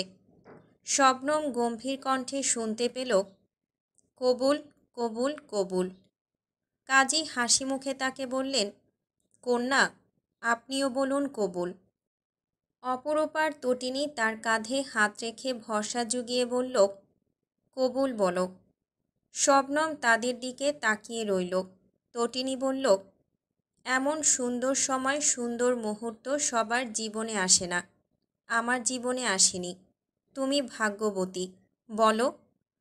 শবনম ঠোঁট ভেঙে কান্না আটকে বলল, কবুল, কবুল, কবুল। সকলেই আলহামদুলিল্লাহ বলে উঠল। তটিনীকে জড়িয়ে ধরল শবনম। কেঁদে উঠল দুই বোন। কাজী সুন্নতি দোয়া পাঠ করলেন তাদের দাম্পত্য জীবনের জন্য। আল্লাহ তোমাদের ওপর বরকত দিক ও তোমাদের দুজনকে কল্যাণের সঙ্গে মিলিত করুক। বিবাহ কার্যাদি মিটে যাওয়া শেষে শবনম স্বজনদের কাছ থেকে বিদায় নিয়ে নতুন জীবনের দিকে এগিয়ে চলল। দুয়ারে দাঁড়িয়ে সজল নেত্রে সবাই তাকে বিদায় জানালো। জাহাজে করে আসার পথে পুরোটা পথ শবনম ঘুমিয়েছিল। নাদির পাশে বসায় মাথাটা হেলে পড়েছিল তার বাহুতে। নতুন বউকে যদিও আলাদা করে বসানো হয়েছিল, তাই সেখানে কারো হস্তক্ষেপ ছিল না, তাই নাদির তাকে আগলে রেখেছে পুরোটা পথ। ঘুমিয়ে পড়ায় ভালো হয়েছে, নইলে সারাটা পথ কেঁদে কেটে ভাসাত। মাঝপথে শবনমের ঘুম ভেঙেছে, আর তখন সে দেখতে পেল নাদির নিজেই ঝিমোচ্ছে। মাগরিবের আজান পড়েছে সেই কখন, এশার আজানের সময় হয়ে এসেছে। শবনম নাদিরের দিকে চোখ রেখে বাইরে একবার চোখ রাখল। বড়সড় ট্রলার দেখা যাচ্ছে, অসংখ্য মশাল জ্বলছে, কি জোরালোভাবে বাতাস বইছে, অথচ জানালা বন্ধ করতে ইচ্ছে করছে না ওর। নাদিরের হঠাৎ চোখ খুলে যেতেই সে দেখল শবনম শুকনো মুখে তার দিকে চেয়ে আছে। শবনমের শীত লাগছে বুঝতে পেরে জিজ্ঞেস করল, শীত লাগছে? শবনম উপর নিচ মাথা নাড়ল। নাদির উঠে গেল। নাদিয়ার কাছ থেকে একটা চাদর নিয়ে এলো। শবনমের গায়ে জড়িয়ে দিয়ে বলল, ওখানে কি দেখছেন? শবনম উত্তর দিল, মাছের ট্রলার। দেখুন কতগুলো মাছ। হুম। শবনম পুনরায় তার দিকে ফিরল। বলল, আর কত দূর? বেশি না। রূপনগর থেকে অত দূর? আমি কি বছরে 6 মাসেও রূপনগরে আসতে পারবো না? কেন পারবেন না? যখন ইচ্ছে তখনই আসতে পারবেন। সত্যি? তার জিজ্ঞেস করার ধরন দেখে নাদির হেসে ফেলে বলল, আমি আপনাকে বন্দি করে রাখবো বলে মনে হয়? শবনম তার দিকে কিছুক্ষণ চেয়ে রইল। তারপর বলল, না। নাদির হাসল। শবনমের বাম হাতটা তার 2 হাতের জিম্মায়। 2 হাতের মাঝখানে শবনমের ঠান্ডা হাতে ঢেলে দিতে দিতে সে ভাবতে লাগলো আর কতক্ষণ লাগতে পারে। শবনম হাতের দিকে এক পলক চেয়ে পুনরায় বাইরে দৃষ্টি রাখল। ডান হাতে গাল মুছে নিতে নিতে আবারও গাল ভিজে উঠল। একদিনও হয়নি সে সুলতান মহল ছেড়েছে, অথচ মনে হচ্ছে কতকাল সবাইকে সে দেখে না। বুকের ভেতর ফাঁকা ফাঁকা লাগছে। মেয়েদের এত বড় বিসর্জনের কথা কেন আলোচিত হয় না? এর চাইতে বড় বিসর্জন কি হতে পারে? নিজের মা বাবা ভাই বোন আপনজনদের ছেড়ে অচেনা অজানা অল্পদিনে চেনা পরিচিত মানুষের সাথে অন্য জীবনে পা দেয়া, এটা কি চারটিখানি কথা? সে তো জীবনটাকে এভাবে কখনোই ভেবে দেখেনি। তার চাইতে সায়রা বড় আপু কত ভাগ্যবতী, তাদের আপনজনদের ছেড়ে যেতে হয়নি। আজ শবনম বুঝতে পারছে কেন সোহিনী প্রত্যেকবার যাওয়ার সময় কান্নাকাটি করে। আসার পরেও তার বুকে বোধহয় এমন জ্বলুনি হয়, ছুটে গিয়ে জাপটে জড়িয়ে ধরতে ইচ্ছে করে সবাইকে। শেহজাদ ভাইজানের পাখিটা তার সাথে চলে আসবে বলে কেমন কাঁদছিল। আর সোয়াইবার সোহরাব শুধু নীরব চোখে চেয়েছিল। আব্বাও কেমন নীরব হয়ে গিয়েছিল, কোনো কথা বলেনি। আম্মার কথা থাকুক, মায়েরা তো সন্তানদের দূরত্ব কখনোই সইতে পারেন না। নাদিরের হাতের বাঁধন আরও মজবুত হয়ে এলো। হইচই শোনা যেতেই নাদির বলল, আপনার শ্বশুরবাড়ি চলে এসেছে। শবনম গাল মুছল, হাসার চেষ্টা করে বলল, আপনি আমাকে একা রেখে কোথাও যাবেন না কিন্তু। ভুলেও যাব না। আবারও বলছি, আমার কিন্তু বড় রাজপ্রাসাদ নেই। আমার শুধু রাজাকেই দরকার। রাজার রাজপ্রাসাদ হতে কতক্ষণ? নাদির হাসল। তারপর বলল, আপনি আর কতক্ষণ কাঁদবেন? আপনি যতক্ষণ না থামাবেন। নাদির বলল, আচ্ছা। মাটির দোতলা ঘরটা নাদিরের বাবার। বহুদিন ধোয়ামোছা না থাকায় কালশিটে দাগ পড়েছে, আর আশেপাশে বহু ঝোপঝাড় গজিয়েছে। বিয়ের 2 দিন আগে থেকে কাজ শুরু হয়েছিল। নাদিয়া নিজ হাতে সব দায়িত্ব নিয়েছিল। তার শ্বশুরবাড়ি বাপের বাড়ি থেকে বেশি দূরে নয়, কাছেই। তাই সে সিদ্ধান্ত নিয়েছে এবার থেকে ভাইয়ের বউয়ের সাথে বাপের ভিটেতে থাকবে। যদিও জানে না শবনমই পরিবেশে মানিয়ে নিতে পারবে কিনা। নতুন বউকে দেখার জন্য অসংখ্য মেয়ে মহিলাদের ভিড় জমেছে। সম্রাট সলিমুল্লাহর নাতনি এনেছে শুনে তারা নতুন বউ দেখার জন্য আরও কৌতূহলী। অনুপমার তাইবা বেগম বাড়ির ভেতরে নিয়ে গেল শবনমকে। কক্ষে বসিয়ে মুরব্বীদের দেখতে দিল। সবাই নতুন বউয়ের মুখ দেখে দোয়া করে দিল। কেউ কেউ হাতের মুঠোয় বকশিশও ধরিয়ে দিল। নাদিরকে বলল, যাক, বউয়ের জন্য হলেও এবার অন্তত ঘরদুয়ারে তোর ছায়া পড়বে। একজন বলল, বিয়ে করবে না বলে একদম ছক্কা মেরে দিয়েছে। সম্রাট সলিমুল্লাহর নাতনি বিয়ে করে এনেছে। নাদির বলল, তাতে কি হয়েছে? সে তো আমাদের মতোই মানুষ। নাদিয়া হেসে উঠে বলল, তোমরা ওর সাথে তর্কে যেও না তো, ওর সাথে পেরে উঠবে। সবাই হাসাহাসি করতে লাগলো। নতুন চুলোয় খাবার দাবার গরম করে রাতে অল্প স্বল্প খাওয়া দাওয়া হলো সবার। যদিও রাত অনেক গভীর হয়ে গিয়েছিল। শবনম নাদিয়ার হাতে 2 লোকমা খেয়ে আর খায়নি। মানুষের ভিড় আর হইচই কমে এলে শবনমকে তার কক্ষে নিয়ে যাওয়া হলো। কক্ষটি ছোটোখাটো কিন্তু সাজানো গোছানো। একটা বড় জানালা আছে। জানালার দরজা কাঠের, সেখানে গোলাপি রঙের পর্দা ঝুলছে। নতুন আসবাবপত্রের দেখা মিলছে, মনে হয় নতুন কেনা হয়েছে। বড়সড় যে দর্পণটি বসানো হয়েছে দেয়াল জুড়ে, সেটিও নতুন। একটা নতুন আলমিরা, কাপড় রাখার আলনা, দেয়াল জুড়ে কয়েকটা অঙ্কন কাজ। বিছানার চাদরও গোলাপি রঙের, তা ফুলের পাপড়ি দিয়ে ভর্তি। আরও হরেক রকমের ফুল দিয়ে বিছানার চারপাশটা সাজানো। শবনমের অনুভূত হলো আজ তাদের বাসর রাত। এই রাতটা প্রতিটা মেয়ের কাছে স্মরণীয় হয়ে থাকে। দুরু দুরু বক্ষে অচেনা অজানা অনুভূতির সাথে নতুন স্পর্শের সাথে প্রথম পরিচয়। অপর একটা মানুষের সাথে সম্পূর্ণরূপে জড়িয়ে যাওয়া, নিজের মনকে সমর্পণ করা। সেই মানুষটা যদি প্রিয় মানুষ হয় তবে পৃথিবীটাকে স্বর্গ মনে হয়। আর অপ্রিয় হলে, তার এখনও মনে আছে সেই দিনের কথা, যেদিন বড় অপুর সাথে বড় ভাইজানের জোরপূর্বক নিকাহ হয়েছিল। সেই রাতটা এতটাই দীর্ঘ ছিল, মনে হচ্ছিল আর কখনোই বোধহয় ভোর হবে না। শবনম নিজেই সাক্ষী ছিল আপুর কষ্টের দিনগুলোর। তারপর আচমকা এক ভোজবাজির মতো সব পাল্টে গেল। ঘৃণিত অভিশপ্ত সেই পুরুষ আপুর প্রাণভোমরা হয়ে উঠল। তাদের দেখে ভালোবাসার প্রতি যেমন একটা বিতৃষ্ণা জন্মেছিল শবনমের মনে, ঠিক তেমনি ধীরে ধীরে ভালোবাসার মতো মধুর সম্পর্কের প্রতি তার আস্থা জন্মেছে, সম্মান জন্মেছে। স্বামী স্ত্রীর সম্পর্ক কতটা মধুর হতে পারে তার উৎকৃষ্ট উদাহরণ ভাইজান আর আপু। বাইরে থেকে তাদের দেখলে মনে হয় তাদের সংসার 2 দিনও টিকবে না, অথচ ওদের সম্পর্কের ভিত কতটা মজবুত তা এক পলকে দেখে বোঝা সম্ভব না। আসতে পারি? শবনম খানিকটা চমকালো, অভিব্যক্তিতে তা প্রকাশ না করে ঘাড় ফিরিয়ে তাকালো।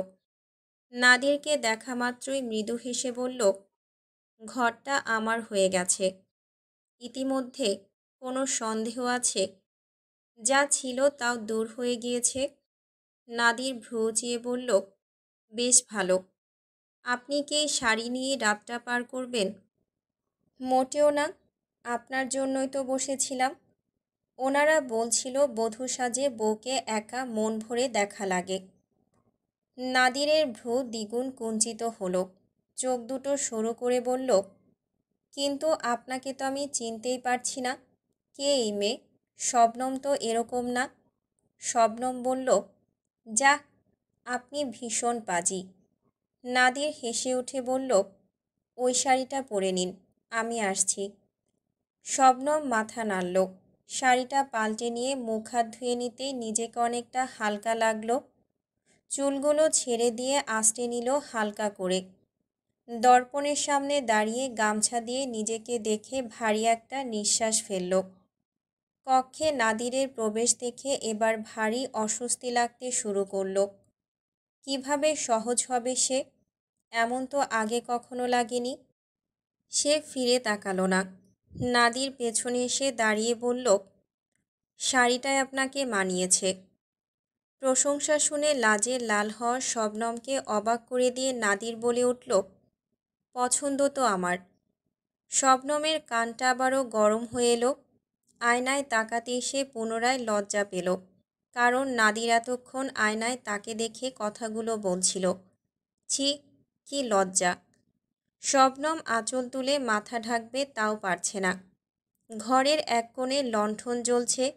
সেই লণ্ঠনের আলোর তীব্রতা ক্রমশ কমে আসতেই শবনম অনুভব করল পেছন থেকে 2টো হাত ক্রমশ তাকে বেঁধে নিচ্ছে। চুলের উপর তপ্তশ্বাস আছড়ে পড়তেই শবনম একপাশে হেলে গিয়ে চোখ বুজে বিড়বিড় করল। কানের কাছে নিঃশ্বাসের শব্দটা ঘনীভূত হতেই শবনম তাকে জড়িয়ে ধরা হাত দুটো নিজ হস্ত দ্বারা চেপে ধরল। নাদির ফিসফিসিয়ে জানতে চাইল, ঘরটা কি বেশি ছোট হয়ে গেল? খানিকটা পর জবাব এলো, তাঁবুর চাইতে অনেকটা বড়।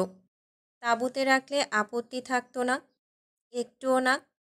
নাদির তার দিকে ফিরিয়ে নিয়ে বলল, তাবু এত পছন্দ? শবনম তার দিকে ধীরে ধীরে চোখ তুলে চাইল।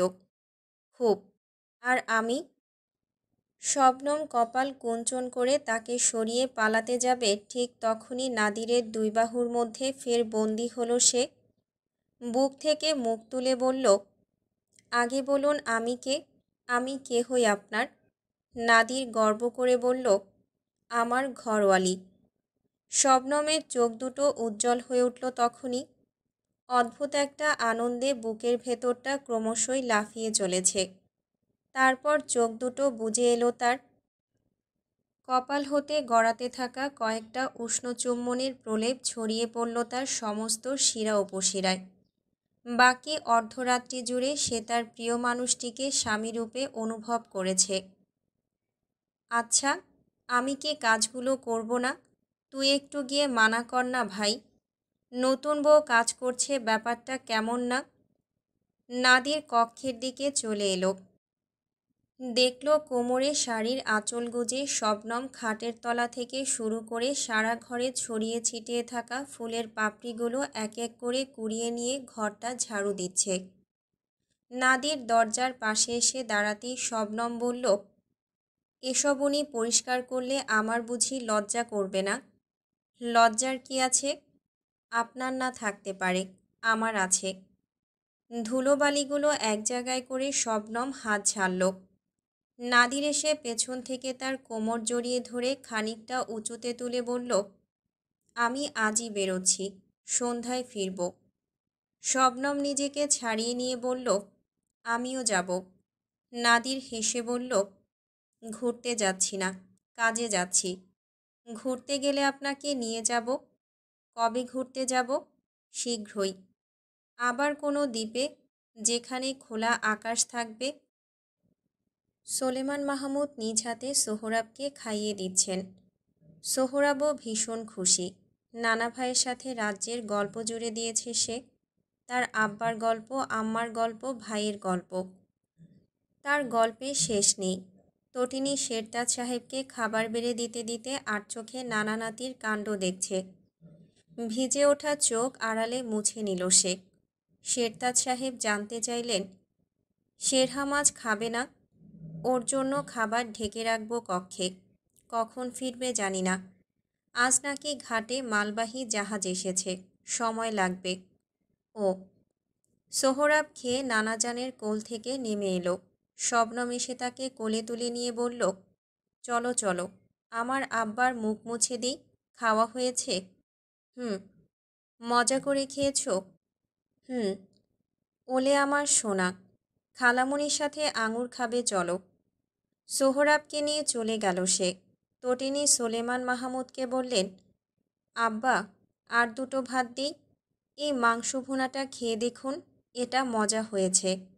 খেয়েছি, ভালো হয়েছে। তুমি রেঁধেছ? জি, আমি রান্না করতে পারি এখন। সোলেমান মাহমুদ মাথা নাড়লেন। হুম, রান্না ভালোই পারো। তটিনী খুশি হলো। শাহজাহান সাহেবকে বললেন, ছোট মামু, তোমাকে দেব? আর কত খাবো? পেট ভরে খেয়েছি মা। তটিনী হেসে বলল, সত্যিই পেট ভরেছে? আরে হ্যাঁ। ভাইজান, আপনাকে দেব কিছু? সাফায়েত বলল, অল্প করে দাও। সিভান মাছ নিচ্ছ না কেন? সিভান বলল, আমার মাছ খেতে ভালো লাগে না। তটিনী বলল, একেবারে ভাইয়ের মতো হয়েছে, মাছ খেতে চায় না। শেরতাজ সাহেব বললেন, খেতে না চাইলে দিস না।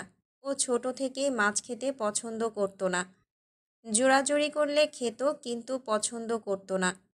তটিনী বলল, আচ্ছা খেয়ে নাও, আমি আসছি। সে খুশি মনে রসুই ঘরে গেল। শাহানাকে বলল, আম্মা জানেন, আব্বা বলেছে আমার রান্না মজা হয়েছে। হামিদা বলল, বাহ, বরের পর বাপ সুনাম করেছে। আর কি লাগে আমাদের তনি রানীর? তটিনী বলল, সবখানেই তোমরা লজ্জা দাও, ধ্যাত। সে কক্ষে চলে এলো শেরহামের খাবারের থালা নিয়ে। আজ বেশিরভাগ খাবারই শেরহামের প্রিয়। মানুষটা পেট পুড়ে খেলে তার কি যে শান্তি লাগে। তার হাতের রান্না হলে তো কথাই নেই। শেরহামের অপেক্ষায় কক্ষ জুড়ে হাঁটাহাঁটি করল সে।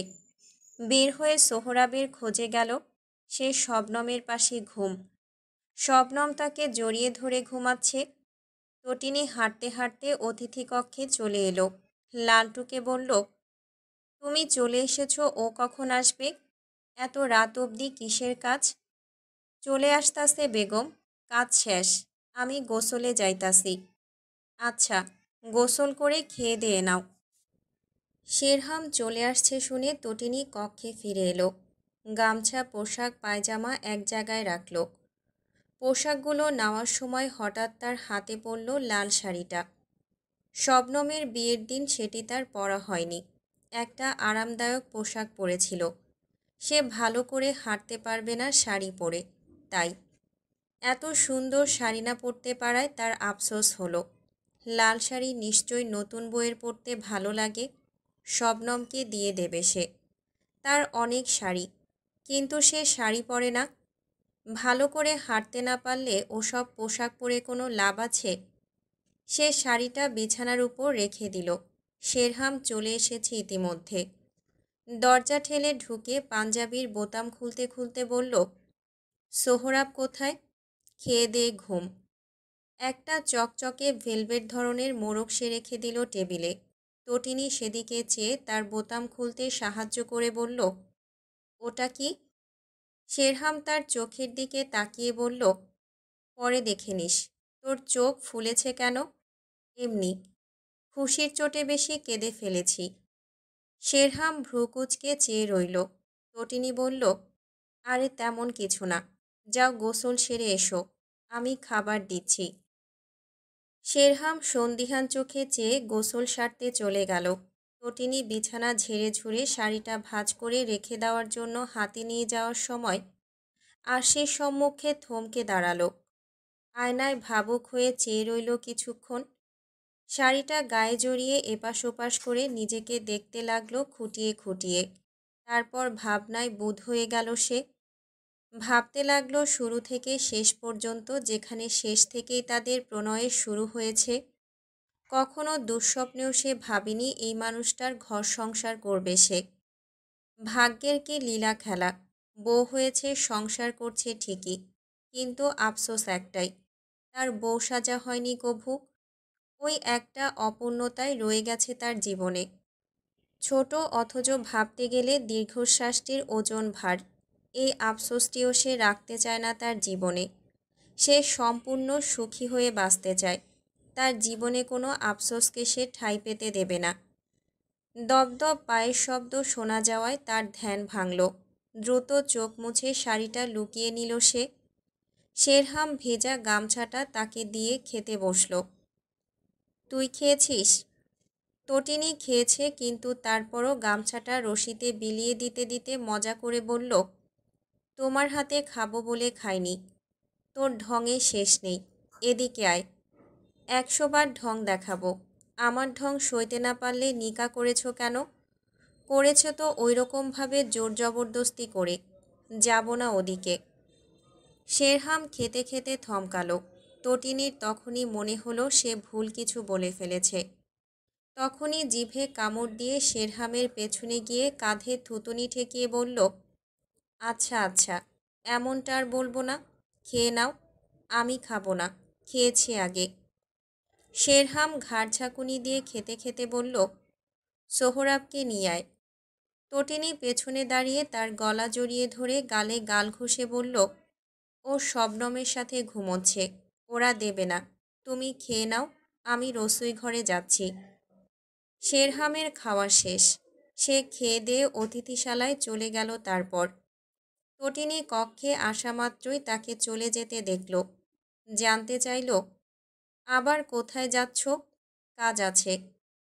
তটিনী বিছানার চাদর ঠিক করতে গিয়ে বিছানার উপর হতে শাড়িটা পুনরায় হাতে তুলে নিল। সেটির গায়ে হাত বুলিয়ে দিয়ে আরশির সম্মুখে দাঁড়িয়ে লাল বেনারসির আঁচলটা মাথায় তুলে ঘোমটা পরে আরশিতে নিজেকে বারংবার দেখল। তার নিকা হয়েছে লাল টকটকে বেনারসির বদলে গায়ের বাসি কাপড় পরে। কবুল বলেছে প্রচণ্ড ঘৃণা ভরে। শেরহাম সুলতানের মৃত্যু কামনা করে, ধ্বংস কামনা করে, ভাঙাচোরা মন নিয়ে যার বর্বরতা প্রতারণা কবুল করে সে নিকা করেছিল, তার জন্যই সে আজ বউ সাজবে। শেরহাম সুলতানকে তো একদম তাক লাগিয়ে দেবে। এই প্রথমবারের মতো বলবে, তোমার ভালোবাসা কবুল। আনোয়ার আর মানিকের সাথে বাকি কথা শেষ করে শেরহাম কক্ষে আসতেই দেখল তটিনী একটা লাল শাড়ি নিয়ে ঘাটাঘাটি করছে। সে তটিনীকে পিছু করে কেদারায় বসে বেশ কিছু কাগজপত্র ঠিকঠাক গোছগাছ করতে করতে বলল, মোড়কটা খুলে দেখেছিস? তটিনী শাড়ির কুচি ধরতে ধরতে বিরক্তিসূচক শব্দ করে বলল, না। কি মরা আছে ওতে? কিছুক্ষণ পিনপতন নীরবতা। কেদারা ছেড়ে উঠে মোড়কটা নিয়ে কক্ষের বাইরে ছুঁড়ে মারল শেরহাম। তটিনী আটকে উঠল। কিছু বুঝে ওঠার পূর্বেই কেদারায় জোরে লাথি বসিয়ে হম্বিতম্বি দেখিয়ে গটগট পায়ে হেঁটে বেরিয়ে গেল। তটিনী স্তব্ধ। শাড়িটা সে এখনও পুরোপুরি পরতে পারেনি। এলোমেলো শাড়িটা পরে কোনো মতে কক্ষের বাইরে বেরিয়ে মোড়কটা নিয়ে এলো। তার খেয়ালই ছিল না এটার মধ্যে দামি কিছু থাকতে পারে। সে কেন এত বোকা? হায় আল্লাহ, এজন্যই ছুঁড়ে মেরেছে? বেয়াদব লোক, একবার বললেই তো হতো। বকবক করতে করতে মোড়কটা খুলে ফেলল তটিনী। দেখল অনেকগুলো পাথর বসানো ঝুমকো চুড়ি। কি সুন্দর! তটিনী হেসে ফেলল। কিছুদিন পূর্বে তার হাত খালি থাকায় আম্মা তাকে বকেছিল বেশ। তা শুনে শেরহাম জিজ্ঞেস করেছিল তার চুড়ি লাগবে কিনা। সে বলেছিল কয়েকটা হাত করা মোটা চুড়ি তাকে যেন এনে দেয়। এত দামি চুড়ি কে আনতে বলেছে? তটিনী সবগুলো তার হাতে পড়ে নিয়ে নাড়াচাড়া করল। শেরহাম সুলতানের পছন্দ আছে বইকি, কিন্তু বেয়াদব লোক রাগ দেখিয়ে গেল কোথায়? মাথা নষ্ট করে দেয় লোকটা। সে শাড়িটা ভালো করে পরে চোখে সুরমা টেনে নিল। ব্যাস। শেরহাম কক্ষে এসে কাগজপত্রগুলো আলমিরায় রেখে ধপাস করে দরজা বন্ধ করতেই তটিনীও ধপাস করে কক্ষের দরজা বন্ধ করে দিল। শেরহাম তেড়ে এসে বলল, সর, আমার কাজ আছে। তটিনী রেগেমেগে বলল, একদম চুপ, কোনো কাজ নেই। আমি কি জানতাম নাকি ওখানে কি আছে? শেরহাম তাকে সরিয়ে দিতে যাবে তখনই হাতটা ধরতেই চুরির উপর হাত পড়ল। চোখ নামিয়ে হাতের দিকে তাকাতেই তটিনী হাত দুটোতে পড়া চুড়িগুলো নাড়াতে নাড়াতে বলল, আমি কিন্তু পড়েছি। শেরহাম অন্যদিকে চোখ সরিয়ে বলল, কাজ আছে বললাম না, পথ ছাড়। তটিনী মুখ গম্ভীর করে চেয়ে রইল। তাকে চুপ করে থাকতে দেখে শেরহাম কপাল ভাঁজ করে তাকালো। তটিনী মুখটা দ্বিগুণ গম্ভীর করে বলল, তুমি সব সময় আমার সাথে এমন করো। আমি আজকে কত সুন্দর করে সেজেছি, তুমি একবারও ভালো করে তাকাওনি। শেরহাম তাকে আগাগোড়া এক পলক দেখে নিয়ে বলল, তোকে এত রাতে এমন সংসাজতে কে বলেছে? তটিনী চোখ টলমল করে বলল, আমি সেজেছি? তুমি আমাকে বউ সাজিয়ে নিকা করেছ। নিকা করেছ তো জোর করে বদনাম করে। গায়ের ময়লা কাপড় পরে তোমাকে কবুল বলেছি। আমার কি আর 5টা মেয়ের মতো বউ সাজতে ইচ্ছে করে না? সারাক্ষণ খ্যাক খ্যাক করে, একটু ভালো করে দেখেও না, কথাও বলে না। তটিনীর গলা কান্নায় ভারী হয়ে এলো। শেরহাম নরম কণ্ঠে বলল, শাড়িটা কোথায় পেয়েছিস? বলবো না, যা, যেখানে ইচ্ছে সেখানে যা। বলতে বলতে দরজা খুলে দিল সে। শেরহাম বেরিয়ে গেল। তটিনী দরজা বন্ধ করে চুড়িগুলো খুলে মেঝেতে ছুঁড়ে ফেলল। তারপর বসে রইল মেঝেতে শক্ত হয়ে। শেরহাম কিছুক্ষণ পর দরজা ধাক্কা দিয়ে বলল, এই তনি, দরজা খোল। তটিনী উত্তর দিল না। শেরহাম ঘন ঘন দরজা ধাক্কাতে ধাক্কাতে বলল, আরে আমার কাজ ছিল, আমি কি তোর সাথে মশকরা করছি? আজব! দরজা খোল তনির বাচ্চা, মাথা গরম করবি না। তোর গরম মাথা চুলোয় দে বেয়াদব। বেয়াদবি করবি না, কানের নিচে চড় দেব। দরজা খোল। তটিনী ফোপাতে লাগল। শেরহাম বলল, তনির বাচ্চা তনি, দরজা খুলবি কি খুলবি না বল, নইলে তোর বাপকে ডেকে আনছি। ডাকো। তাহলে 14 গোষ্ঠীকে ডেকে আনছি, দাঁড়া। তটিনী শক্ত হয়ে বসে রইল। শেরহাম শাহানাকে ডেকে নিয়ে এলো। শাহানা দরজায় টোকা দিয়ে বলল, টনি, কি হয়েছে? দরজা বন্ধ করে বসে আছো কেন? তটিনী হতবম্ব। সত্যি সত্যি ডেকে আনলো। শাহানার পিছু পিছু হামিদা, শেরতাজ সাহেব আর শাহজাহান সাহেবও এলো। শেরতাজ সাহেব বললেন, মেয়েটা তো ভালোই ভালোই কথা বলছিল কিছুক্ষণ আগে, হঠাৎ কি হলো? হামিদা ছোট্ট করে বলল, ওদের বোধহয় ঝগড়া হয়েছে। শাহানা এবার রাগত স্বরে বলল, টনি, দরজা খুলছ না কেন? আজব। সোলেমান মাহমুদও এসে পড়েছেন ইতিমধ্যে। তটিনী বাবার কণ্ঠস্বর শুনে দাঁড়িয়ে পড়ল। শাহানা ডাকল, টনি, কথা বলছো না কেন? কি হয়েছে? দরজা খোলো। তুমি কি ছোট বাচ্চা? টনি। শেরহাম মনে মনে হেসে আওড়াল, এবার নে ঠেলা টনির বাচ্চা। শাহানার চেঁচামেচি বাড়তেই তটিনী কান্না গিলে ছোট করে বলল, আপনারা যান, দরজা খুলছি। শাহানা দরজার সামনে থেকে সরে পড়ে বলল, আচ্ছা যাচ্ছি, দরজা খোলো। তটিনী দরজার খিল খুলতেই শেরহাম দরজা খুলে ঢুকে পড়ল।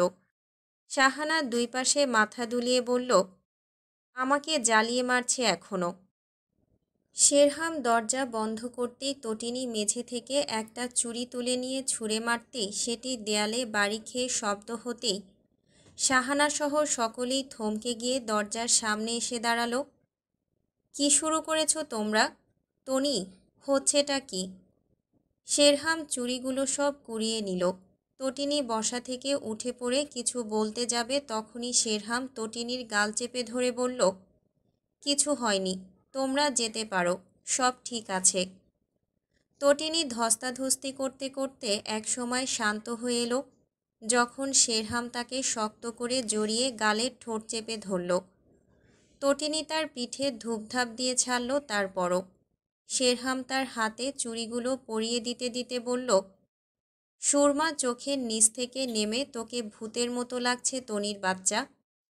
তটিনী নাক টেনে বলল, লাগুক।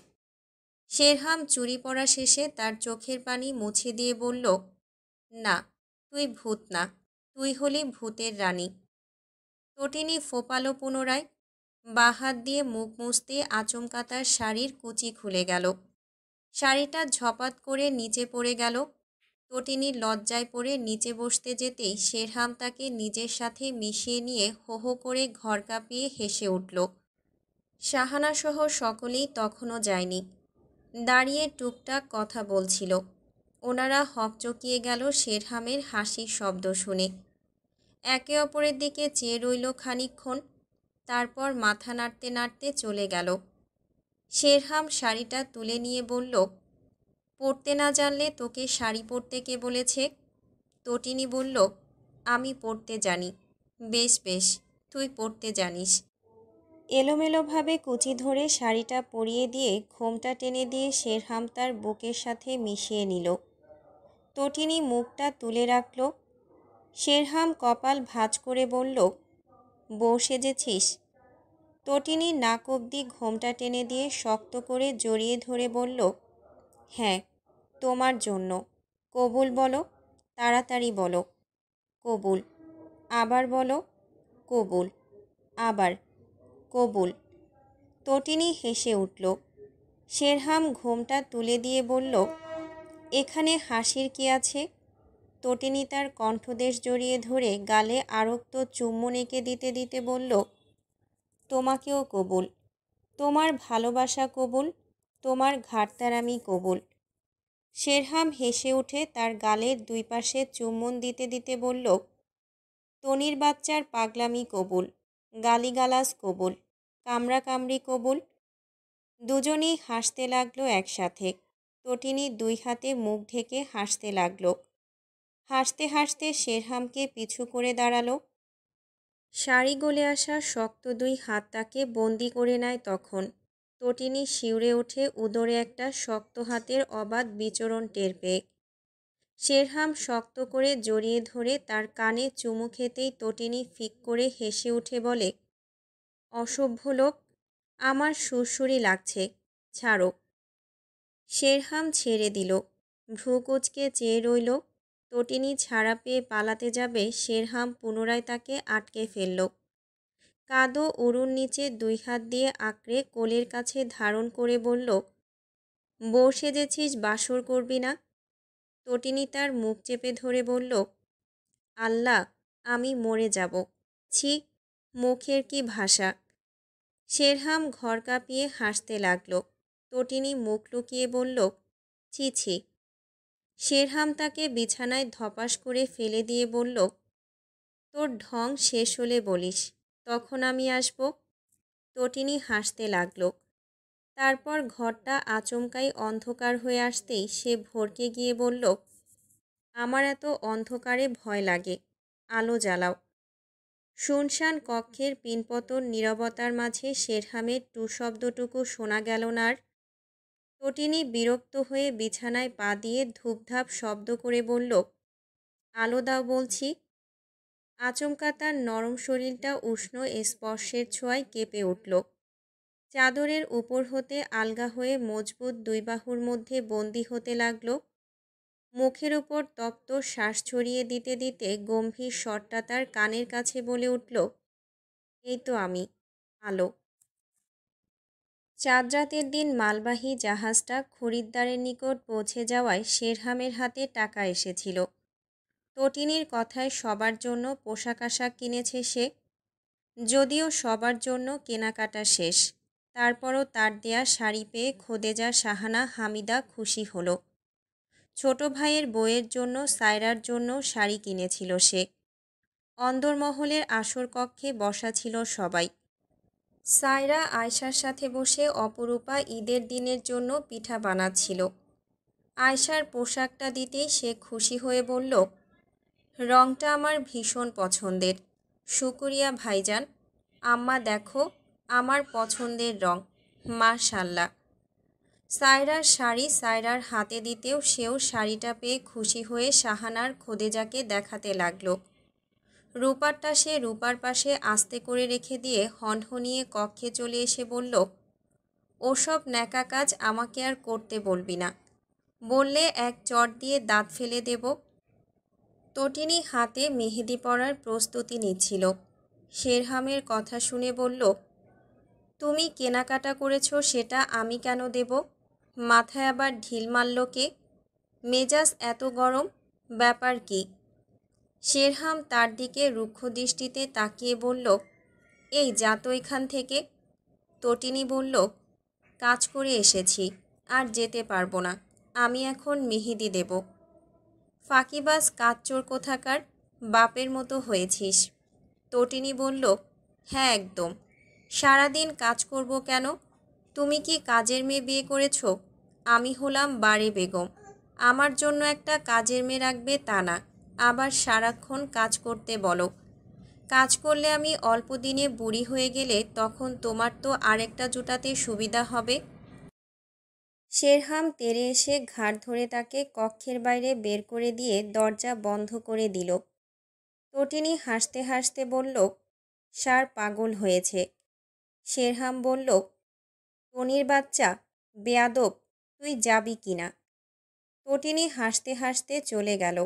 রসোই ঘরে সাহানা তাকে ডেকে বলল, সবার জন্য পোশাক এনেছে, রূপার জন্য আনেনি। এটা ভালো দেখালো? শেহজাদ কি মনে করবে?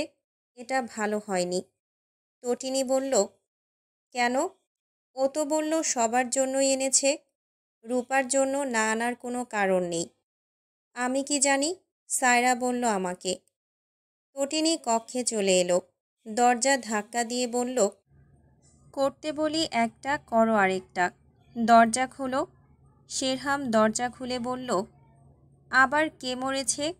তোমার বউ। রূপার জন্য শাড়ি আনোনি কেন? ওর জামাই তোমার বউকে পোশাক দিয়েছে, মাথায় নেই? শেরহাম ভ্রু কুঁচকে চেয়ে রইল। তটিনী বলল, ও আবার ব্যতিক্রম হলো কেন? তটিনীর চেহারার রং বদলে গেল। শেরহাম তার মাথা ঠেলে দিয়ে বলল, তোর মাথা ঠিক আছে? তটিনী চেঁচিয়ে বলল, 100 বার ঠিক আছে। শেহজাদ ভাই এসে শুনলে কি ভাববে? এক বাচ্চার বাপ হয়েছ, এখনো বুদ্ধিশুদ্ধি হয়নি? শেরহাম তাকে ঠেলে দিয়ে বেরিয়ে গেল। সায়রার আয়শাকে ডাকতে ডাকতে আসর কক্ষে উপস্থিত হলো। সায়রার আয়শা দাঁড়িয়ে গেল তাকে রেগেমেগে আসতে দেখে। রূপা পিঠাগুলো থালায় সাজিয়ে রাখছিল। শেরহাম রূপার পাশে আঙুল তাক করে বলল, এখানে একটা শাড়ি রেখেছি, সেটা কোথায় গেল? সায়রার আয়শা ফিরে তাকালো। রান্নাঘরের অনেক জিনিসপত্র নিয়ে আসা হয়েছে আসর কক্ষে, তাই এলোমেলো হয়ে আছে। সায়রার আয়শা সবগুলো নেড়েচেড়ে দেখতে দেখতে বলল, আমরা তো দেখিনি ভাইজান। শেহজাদার সাফায়েত আসর কক্ষের পাশ দিয়ে যাচ্ছিল। আসর কক্ষে শেরহামের গলা শুনে এসে বলল, কি হয়েছে? সায়রা বলল, ভাইজান নাকি একটা শাড়ি রেখেছে, সেটা পাওয়া যাচ্ছে না। শেরহাম গর্জে উঠে বলল, নাকি আবার কি? আমি কি মিথ্যে বলছি? না না ভাইজান, এটা বলতে চাইনি। তটিনী বলল, আচ্ছা চলো এখান থেকে। শেরহাম তার দিকে আগুন চোখে তাকিয়ে বলল, যাকে দিয়েছি তাকে জিজ্ঞেস কর। রূপা বলে উঠল, আমি কিচ্ছু জানি না। আপনারা সবাই এসব নিয়ে মাতামাতি কেন করছেন বুঝতে পারছি না। শেহজাদ বলল, রেখেছে যখন বলছে তার মানে আছে কোথাও। রূপা, তোমার পেছনে ভালো করে দেখো তো। রূপা থালাটা নিয়ে দাঁড়িয়ে পড়ল। আমি এগুলো রেখে আসি, এখানে তো আর বিড়াল নেই যে চুরি করে নিয়ে যাবে। শেরহাম বিড়বিড়িয়ে বলল, আসল চোর তো নিজে। রূপা শুনে ফেলল। গলার স্বর বাড়িয়ে বলল, হ্যাঁ, আমি শাড়ি চুরি করেছি। তারপর শেহজাদের দিকে তাকিয়ে বলল, আপনি কাজ ফেলে এখানে কি করছেন? শেহজাদ বলল, শাড়িটা যদি পাশেই থাকে তাহলে কে নিল? তুমি নিশ্চিত তুমি সেটা নাওনি? দেখোনি? অপরূপা তার দিকে অবাক চোখে তাকিয়ে বলল, আমি মিথ্যে বলছি বলছেন? আমি কাজে ব্যস্ত ছিলাম, অত কিছু খেয়াল করিনি। শেরহাম বিরক্ত হয়ে ভাবল, শাড়িটা ওই মহিলার কোলে ছুঁড়ে দেওয়া উচিত ছিল। কে বলেছে পাশে রেখে যেতে? এখন সবাই ভাবছে সে শাড়ি দেয়নি। তটিনী বলল, আচ্ছা ভাইজান, ওকে জোরাজুরি করো না, ও নিশ্চয়ই মিথ্যে বলছে না। শেরহাম যে শাড়িটা পাশে রেখে চলে গেছে তা অপরূপা নিজেও খেয়াল করেনি। তবে এটা কখনোই মাথায় আসেনি যে শেরহাম সুলতান সবাইকে পোশাক দেবে কিন্তু তাকে শাড়ি দেবে না। কারণ এতগুলো বছরে শেরহাম সুলতান আর তার মধ্যে সকল অমীমাংসিত যুদ্ধ, রেষারেষি, ঘৃণা সব ধামাচাপা পড়ে গিয়েছে। ওর দুনিয়া জুড়ে ওর স্বামী আর 2 সন্তান। শেরহাম সুলতানেরও একটা আলাদা জগৎ তৈরি হয়েছে। অপরূপা বলল, জোরাজুরির তো কিছু নেই, আমি মিথ্যে বলছি না। তটিনী বলল, আমি তো সেটাই বলছি। শেরহাম কর্কশ গলায় গর্জে বলল, তো আমি মিথ্যে বলছি? তটিনী কেঁপে উঠে বলল, সেটা কখন বললাম? তুই কি বলতে চাচ্ছিস তাহলে? অপরূপা বলল, এই শাড়িটা না পেলে কি কারো ঈদ হবে না? এত ঝামেলার কি দরকার আছে সেটাই তো বুঝতে পারছি না। শেরহাম বলল, সবার ঈদ হবে। শুধু সারা বছর সবাই গান গাইবে, আমি আমার ভাইয়ের বউকে কিছুই দেইনি ঈদে। শেরহাম সুলতানের গান তো সবাই একটু জোরে জোরেই গায়। তার কথার সরাসরি জবাব দিয়ে বসবে রূপা, এটা কখনোই ভাবেনি। শেহজাদ ইতস্তত বোধ করল দুজনের কথা কাটাকাটি দেখে। ভাইজান, তুমি শান্ত হও, আমি হুমাকে ডাকছি। ও নিয়েছে কিনা? ও বোধহয় কক্ষে রেখেছে। আয়শা বলল, না, ও তো এই কক্ষে আসেনি ভাইজান, ও আর সিভান টিংটিং আর বাচ্চাকে খাওয়াচ্ছে। তটিনী শেরহামকে বলল, আচ্ছা তুমি চলো। শেরহাম ওকে ধমকে বলল, সর, একদম ন্যাকামি করবি না। শেহজাদ বলল, ওকে বকছো কেন? ও কি করেছে? শাড়ি কি হাওয়া হয়ে গেছে? কোথাও না কোথাও পেয়ে যাবে ঠিক। রূপা বলল, আচ্ছা আপনি কাজে যান, আপনাকে এসব নিয়ে ভাবতে হবে না। শেরহাম বলল, কোথাও যাবি না তুই, তোর বউ সেটা কক্ষে রেখে এসেছে। অপরূপা শেহজাদের দিকে অবাক চোখে তাকিয়ে বলল, মানেটা কি? শেহজাদ বলল, আচ্ছা শান্ত হও, চলো এখান থেকে। অপরূপা বলল, আমাকে ইনিয়ে বিনিয়ে চোর বলা হচ্ছে। শাহানা বলল, টনি, শেরহামকে নিয়ে কক্ষে যাও, ওকে কিছু খেতে দাও। শেহজাদ, তুমিও যাও, আর কথা বাড়িও না, পেয়ে যাব সেটা। শেরহাম বলল, নিজের শাড়ি নিজে নিলে কেউ চোর বলবে কেন? অস্বীকার করছে তাই বলতে হচ্ছে। রূপা শেহজাদের দিকে তাকিয়ে ফুঁসতে লাগল। শেহজাদ তার দিকে অসহায়ের মতো তাকিয়ে ভাবল, আমার কি করার আছে এতে? তখনই সিভান এসে বলল, সবাই তো এখানেই, বউটাকে দেখো তো সবাই, সুন্দর বউ। সবাই ফিরে তাকাতেই হতবাক হয়ে গেল এলিজার গায়ে জড়ানো নতুন শাড়িটা। সিভানের কোলে বসে সে খিকখিক করে হেসে শেহজাদকে বলল, আব্বা, এলিজা বউ। শেহজাদ হেসে ফেলল, কপাল চাপড়ে বলল, হায় আল্লাহ, শাড়িটা কখন নিয়ে গেছেন আপনি? তটিনী বলল, ওরে পাখি, কি সুন্দর লাগছে পাখিটাকে। বলেই সিভানের কোল থেকে কোলে নিয়ে গালে আদর করল। শাড়িটা বড় হওয়ায় সিভান 4 ভাঁজ করে শুধু তার গায়ে জড়িয়ে দিয়ে মাথা ঢেকে দিয়েছে। এলিজা হাসতে হাসতে তটিনীকে বলল, আম্মাল চারি। তটিনী হাসল। রূপা বিড়বিড়িয়ে বলল, পাজি মেয়ে। হাত বাড়িয়ে তটিনীর কোল থেকে শেহজাদের কোলে চলে এলো এলিজা। শেহজাদের চুল দাড়ি গাল টেনে দিয়ে লালা লাগিয়ে আদর দিল। খোদেজা বলল, কেমন বজ্জাত্রে তুই, শাড়িটা কোন বিলক্ষণে নিয়ে পালিয়ে গেলি, আর এখানে কুরুক্ষেত্র লেগে গেল। এলিজা ওনার দিকে তাকিয়ে আঙুল তুলে বলল, শুভ দাদু, আমাল আব্বা আছি এখানে। শেহজাদ হেসে তার গালে আদর দিতে দিতে বলল, আপনি কাজটা ভালো করেননি আম্মি। এলিজা আঙুল দেখিয়ে বলল, শুভ শুভ, এলিজা বউ। শেহজাদ বলল, হ্যাঁ বউ, পুতুল বউ। এলিজা তার গাল তার দিকে ফিরিয়ে বলল, মাসাল্লা বলো। রূপা হাসল।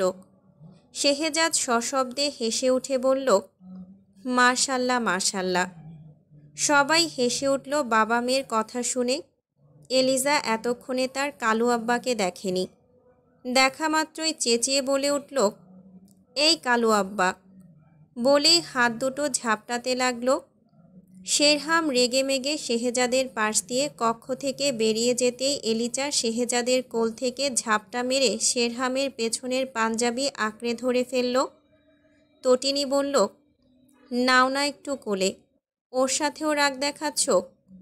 শেরহাম কোলে নিয়ে নিল। এলিজা তার কোলে উঠে বলল, বলো এলিজা তুতুল বউ। শেরহাম বলল, পুতুল বউ। মাচাল্লা বলো।